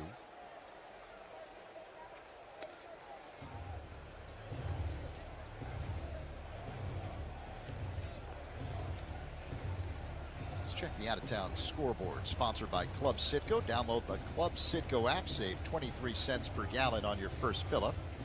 Games in progress. Top of the 8th in Cincinnati. The Brewers leading the Reds 6-2. William Contreras with a 2-run home run, his 8th. Dodgers leading the Twins 4-3 after 7. Williams delivers, and Kelly grounds one off the chest of Vientos at first, and Kelly is safe, moving to third. Horner. The crowd here at Citi Field booing the Mets. Another defensive mistake. Now this ball's smoked on 2 hops to Vientos, but right at him, and I think it hits him in his left knee, actually, and then deflects towards the infield. The play not made. And they've given Vientos an error. Yeah, no, that's an error. I mean, it's hit right at him. You got to at least do better than letting the ball hit you in the knee. And that, you know, unfortunately for the Mets, they're just having a very, very rough day here on defense here in front of their home crowd. Errors by Cubs opponents, sponsored by North Shore, the MVP of adult diapers. For even the heaviest control problems, visit northshore.com. Now, you know, in Vientos' case, that ball was smoked, but it was hit right at him, and he didn't get leather on it at all. It hit him right in the knee. And the exit velocity was 103 miles per hour off the bat of Kelly. Men at the corners, 2 away. Pedro Ramirez at the plate. Williams deals. Ramirez It's a pop fly, shallow right, back Simeon, and that one drops in.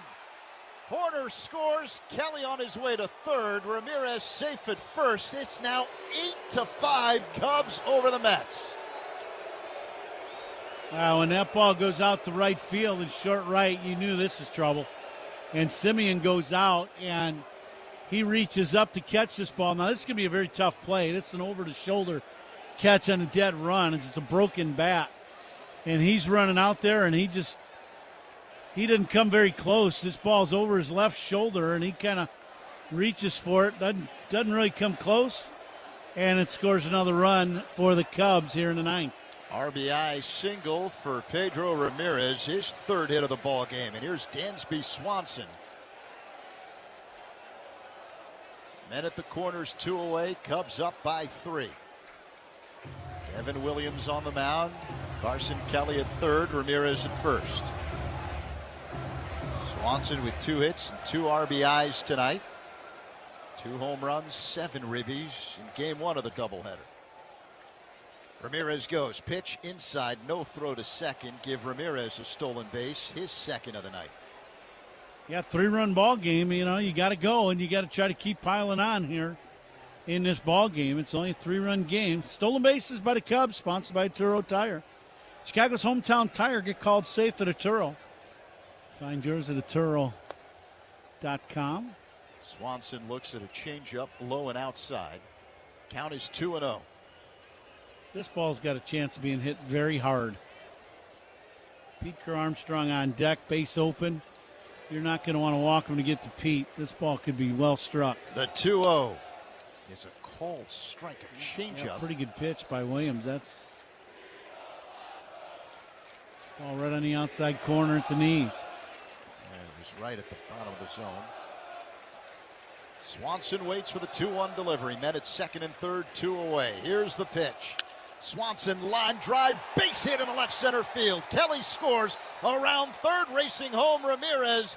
2-run single for red-hot Dansby Swanson. And the Cubs now up 10-5 over the Mets here in the ninth. Swanson with 4 RBIs in the nightcap.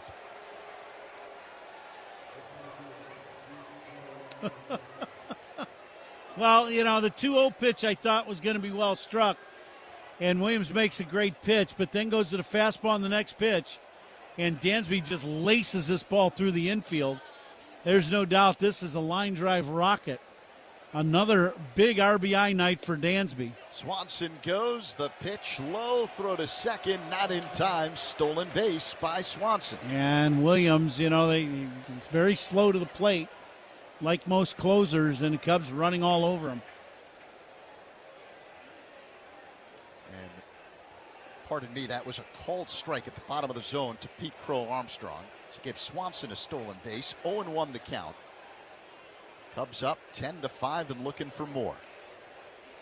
Williams deals. Crow Armstrong swings, and it's a pop fly, shallow left, racing in. Melendez going back Lindor, and it's the shortstop Lindor who makes the catch.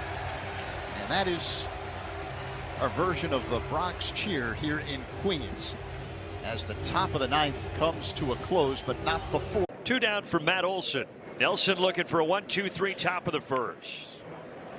Matt Olson drives it out to center. Thomas is back. Is it above the yellow line? It is, and it's a solo homer for Matt Olson to get the party started in the desert on this Thursday night. Again, where do you want this pitch? You want it in the bottom half of the zone. That's where that 4-seam fastball was. That allows Matt Olson to get the barrel to it, and he smoked it. So Atlanta with a 1-0 lead. The first thing people realize is the history of Montgomery, and that history is real. So while that history is in the past, it also helps us move forward in a positive way. Just like a lot of other of the 120 minor league teams, the baseball is not what we do, right? The Tampa Bay Rays do a phenomenal job of sending amazing athletes here, and we let them handle the baseball, and we handle everything outside the line.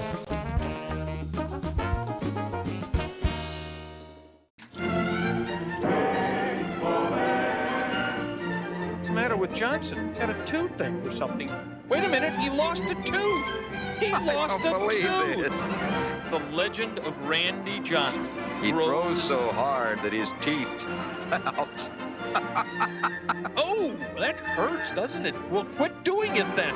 He picked something off the ground. Yeah. I think a tooth fell out. Put it under your pillow at the Sheridan tonight.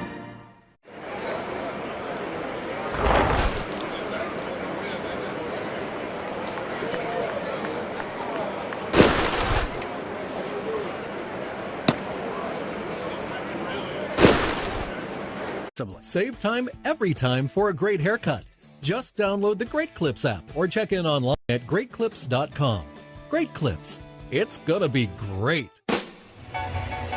Bottom of the ninth inning here in New York, game 2 of a doubleheader. It's the Cubs on top of the Mets 10-5. Jacob Webb takes over. Jared Young will pinch hit, left-handed batter for New York. Here's the pitch.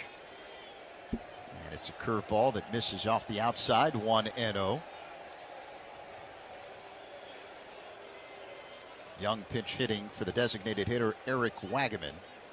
Webb delivers, and a swing and a miss by Young, 1-1.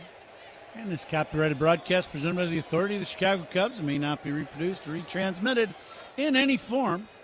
Any counts and descriptions of this game may not be disseminated without the express written consent of you-know-who, the Chicago Cubs. Young dribbles it foul behind the plate, 1-2. Well done, Coom. Get you a station ID here shortly. Cubs looking to close out this doubleheader with a sweep. Dansby Swanson, the big offensive star. Webb deals, swing and a miss by Young. Strike 3, 1 away. Let's pause 10 seconds for stations to identify themselves on the score in the Northwestern Medicine Cubs Radio Network. Covering the Cubs and all of Chicago's teams, Spiegel and Holmes, afternoons 2 to 6 on 104.3 The Score on Odyssey Sports Station, WSCR, WSCR-FM, and HD1 Chicago. Alongside Ron Coomer, Zach Zaidman in for Pat. 1 down, bottom of the ninth inning here in New York. Cubs leading the Mets 10-5. Time called. Carson Kelly walking in the direction of the Cubs' third base dugout. Must be an equipment issue. Yeah, right? he's got a pitch comm issue. So that gives us an opportunity for the toast of the game, presented by Binny's Beverage Depot. Binny's is the official champagne provider of the Chicago Cubs. The toast of the game goes to? Well, I mean, you do 3 games in a row. I mean, he's on a roll. He's single, a triple, and a single. 4 RBIs for Dansby. You know, there's other candidates. Ramirez had a very good game. He's been on base 4 times, 3 hits, 2 RBIs, 4 runs scored. Nico with 3 doubles in the game. Cubs with 11 hits and 10 runs.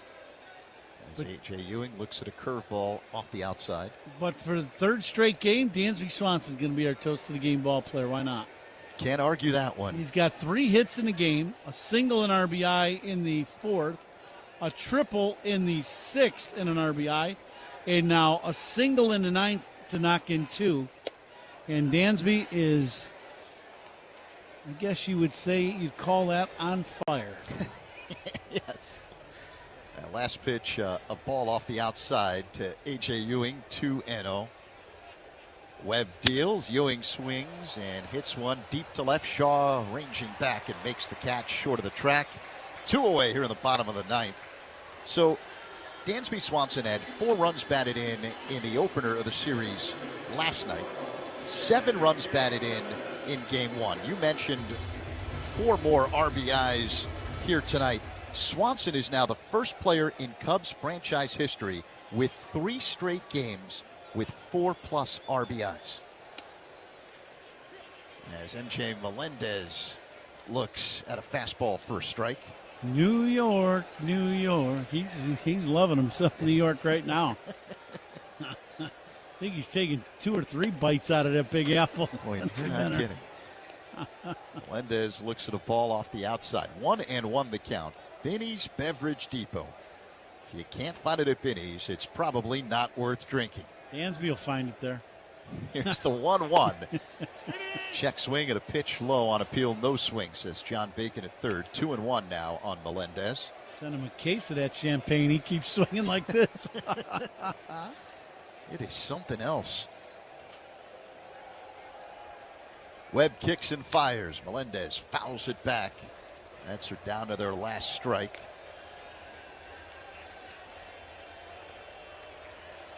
Cubs with 10 runs on 11 hits tonight. The Mets 5 runs, 8 hits, and 6 errors by New York. Webb deals. Melendez fouls it back off the screen, 2-2. 6 errors and 3 misplays by the defense. That's a lot of extra bases for the Cubs in a ball game. Webb's ready, the 2-2. Melendez taps it foul off to the right. This is can be a pretty tough town with the media on their athletes here in town. I would think tomorrow's going to be a rough day for some of the Mets. I wouldn't be reading the paper or listening to any of the sports talk radio tomorrow. The 2-2. Melendez fouls it back out of play. Because this is a good team. I mean, they're having their struggles right now. We know that. Every team has their struggles.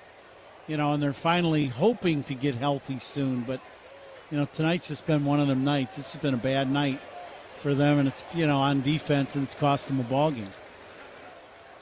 Here comes the 2-2 by Webb. Missed changeup. Off the outside, it's a full count. Webb trying to close the door here. The payoff pitch. Melendez. Pop fly down the left field line, but this one is in the stands for a foul ball. They'll do it again. Mets made some big changes during the offseason. They got rid of a whole bunch of fan favorites. Pete Alonso left. Brandon Nimmo was traded to Texas. Jeff McNeil now with the A's. Now the Alonso one, that's the big one. He was kind of the anchor of this team. The 3-2 is inside for ball 4. Melendez draws the walk here with 2 away in the bottom of the ninth. Those 2 other guys didn't, and McNeil win a batting title for them, and Nemo was constant, everyday player, and got rid of all 3 of them. And this core of this ball club looks a lot different. Carson Benj at the plate and looks at a pitch up high, 1-0 the count.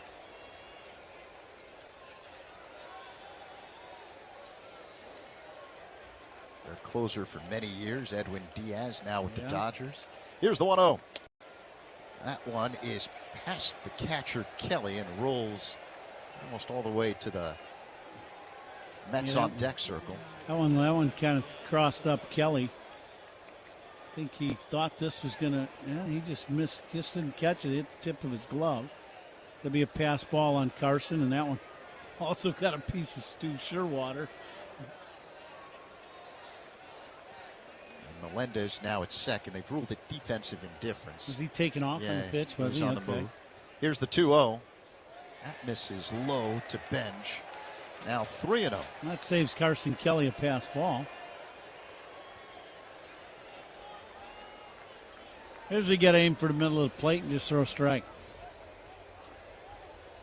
Webb's ready. Here's the pitch. And he misses up high. Ball 4.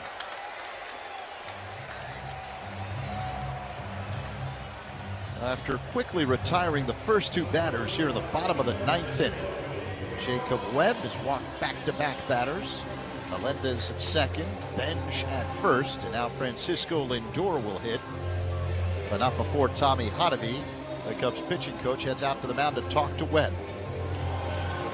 It's one of those situations where, no matter what happens here with Lindor, you just want him to throw strikes. The last thing Craig Counsell and Tommy Hotovy wanted was him to have a big pitch count inning. This game, you're up by 5 going into the 9th inning.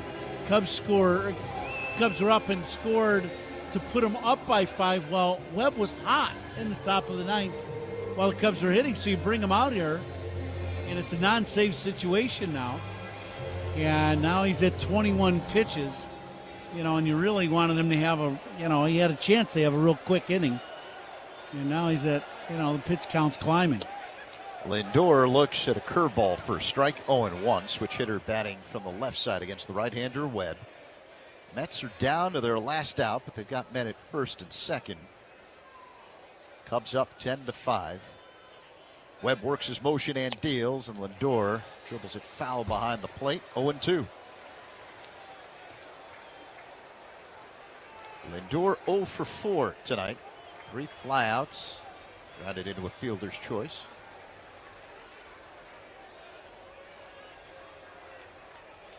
Webb looks at second. The kick and pitch. Off the outside, 1-2.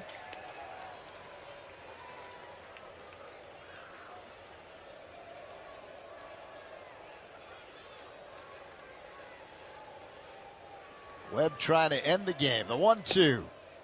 Inside. Missed with a fastball. 2 balls and 2 strikes. So we pitch number 26 for Webb in the inning.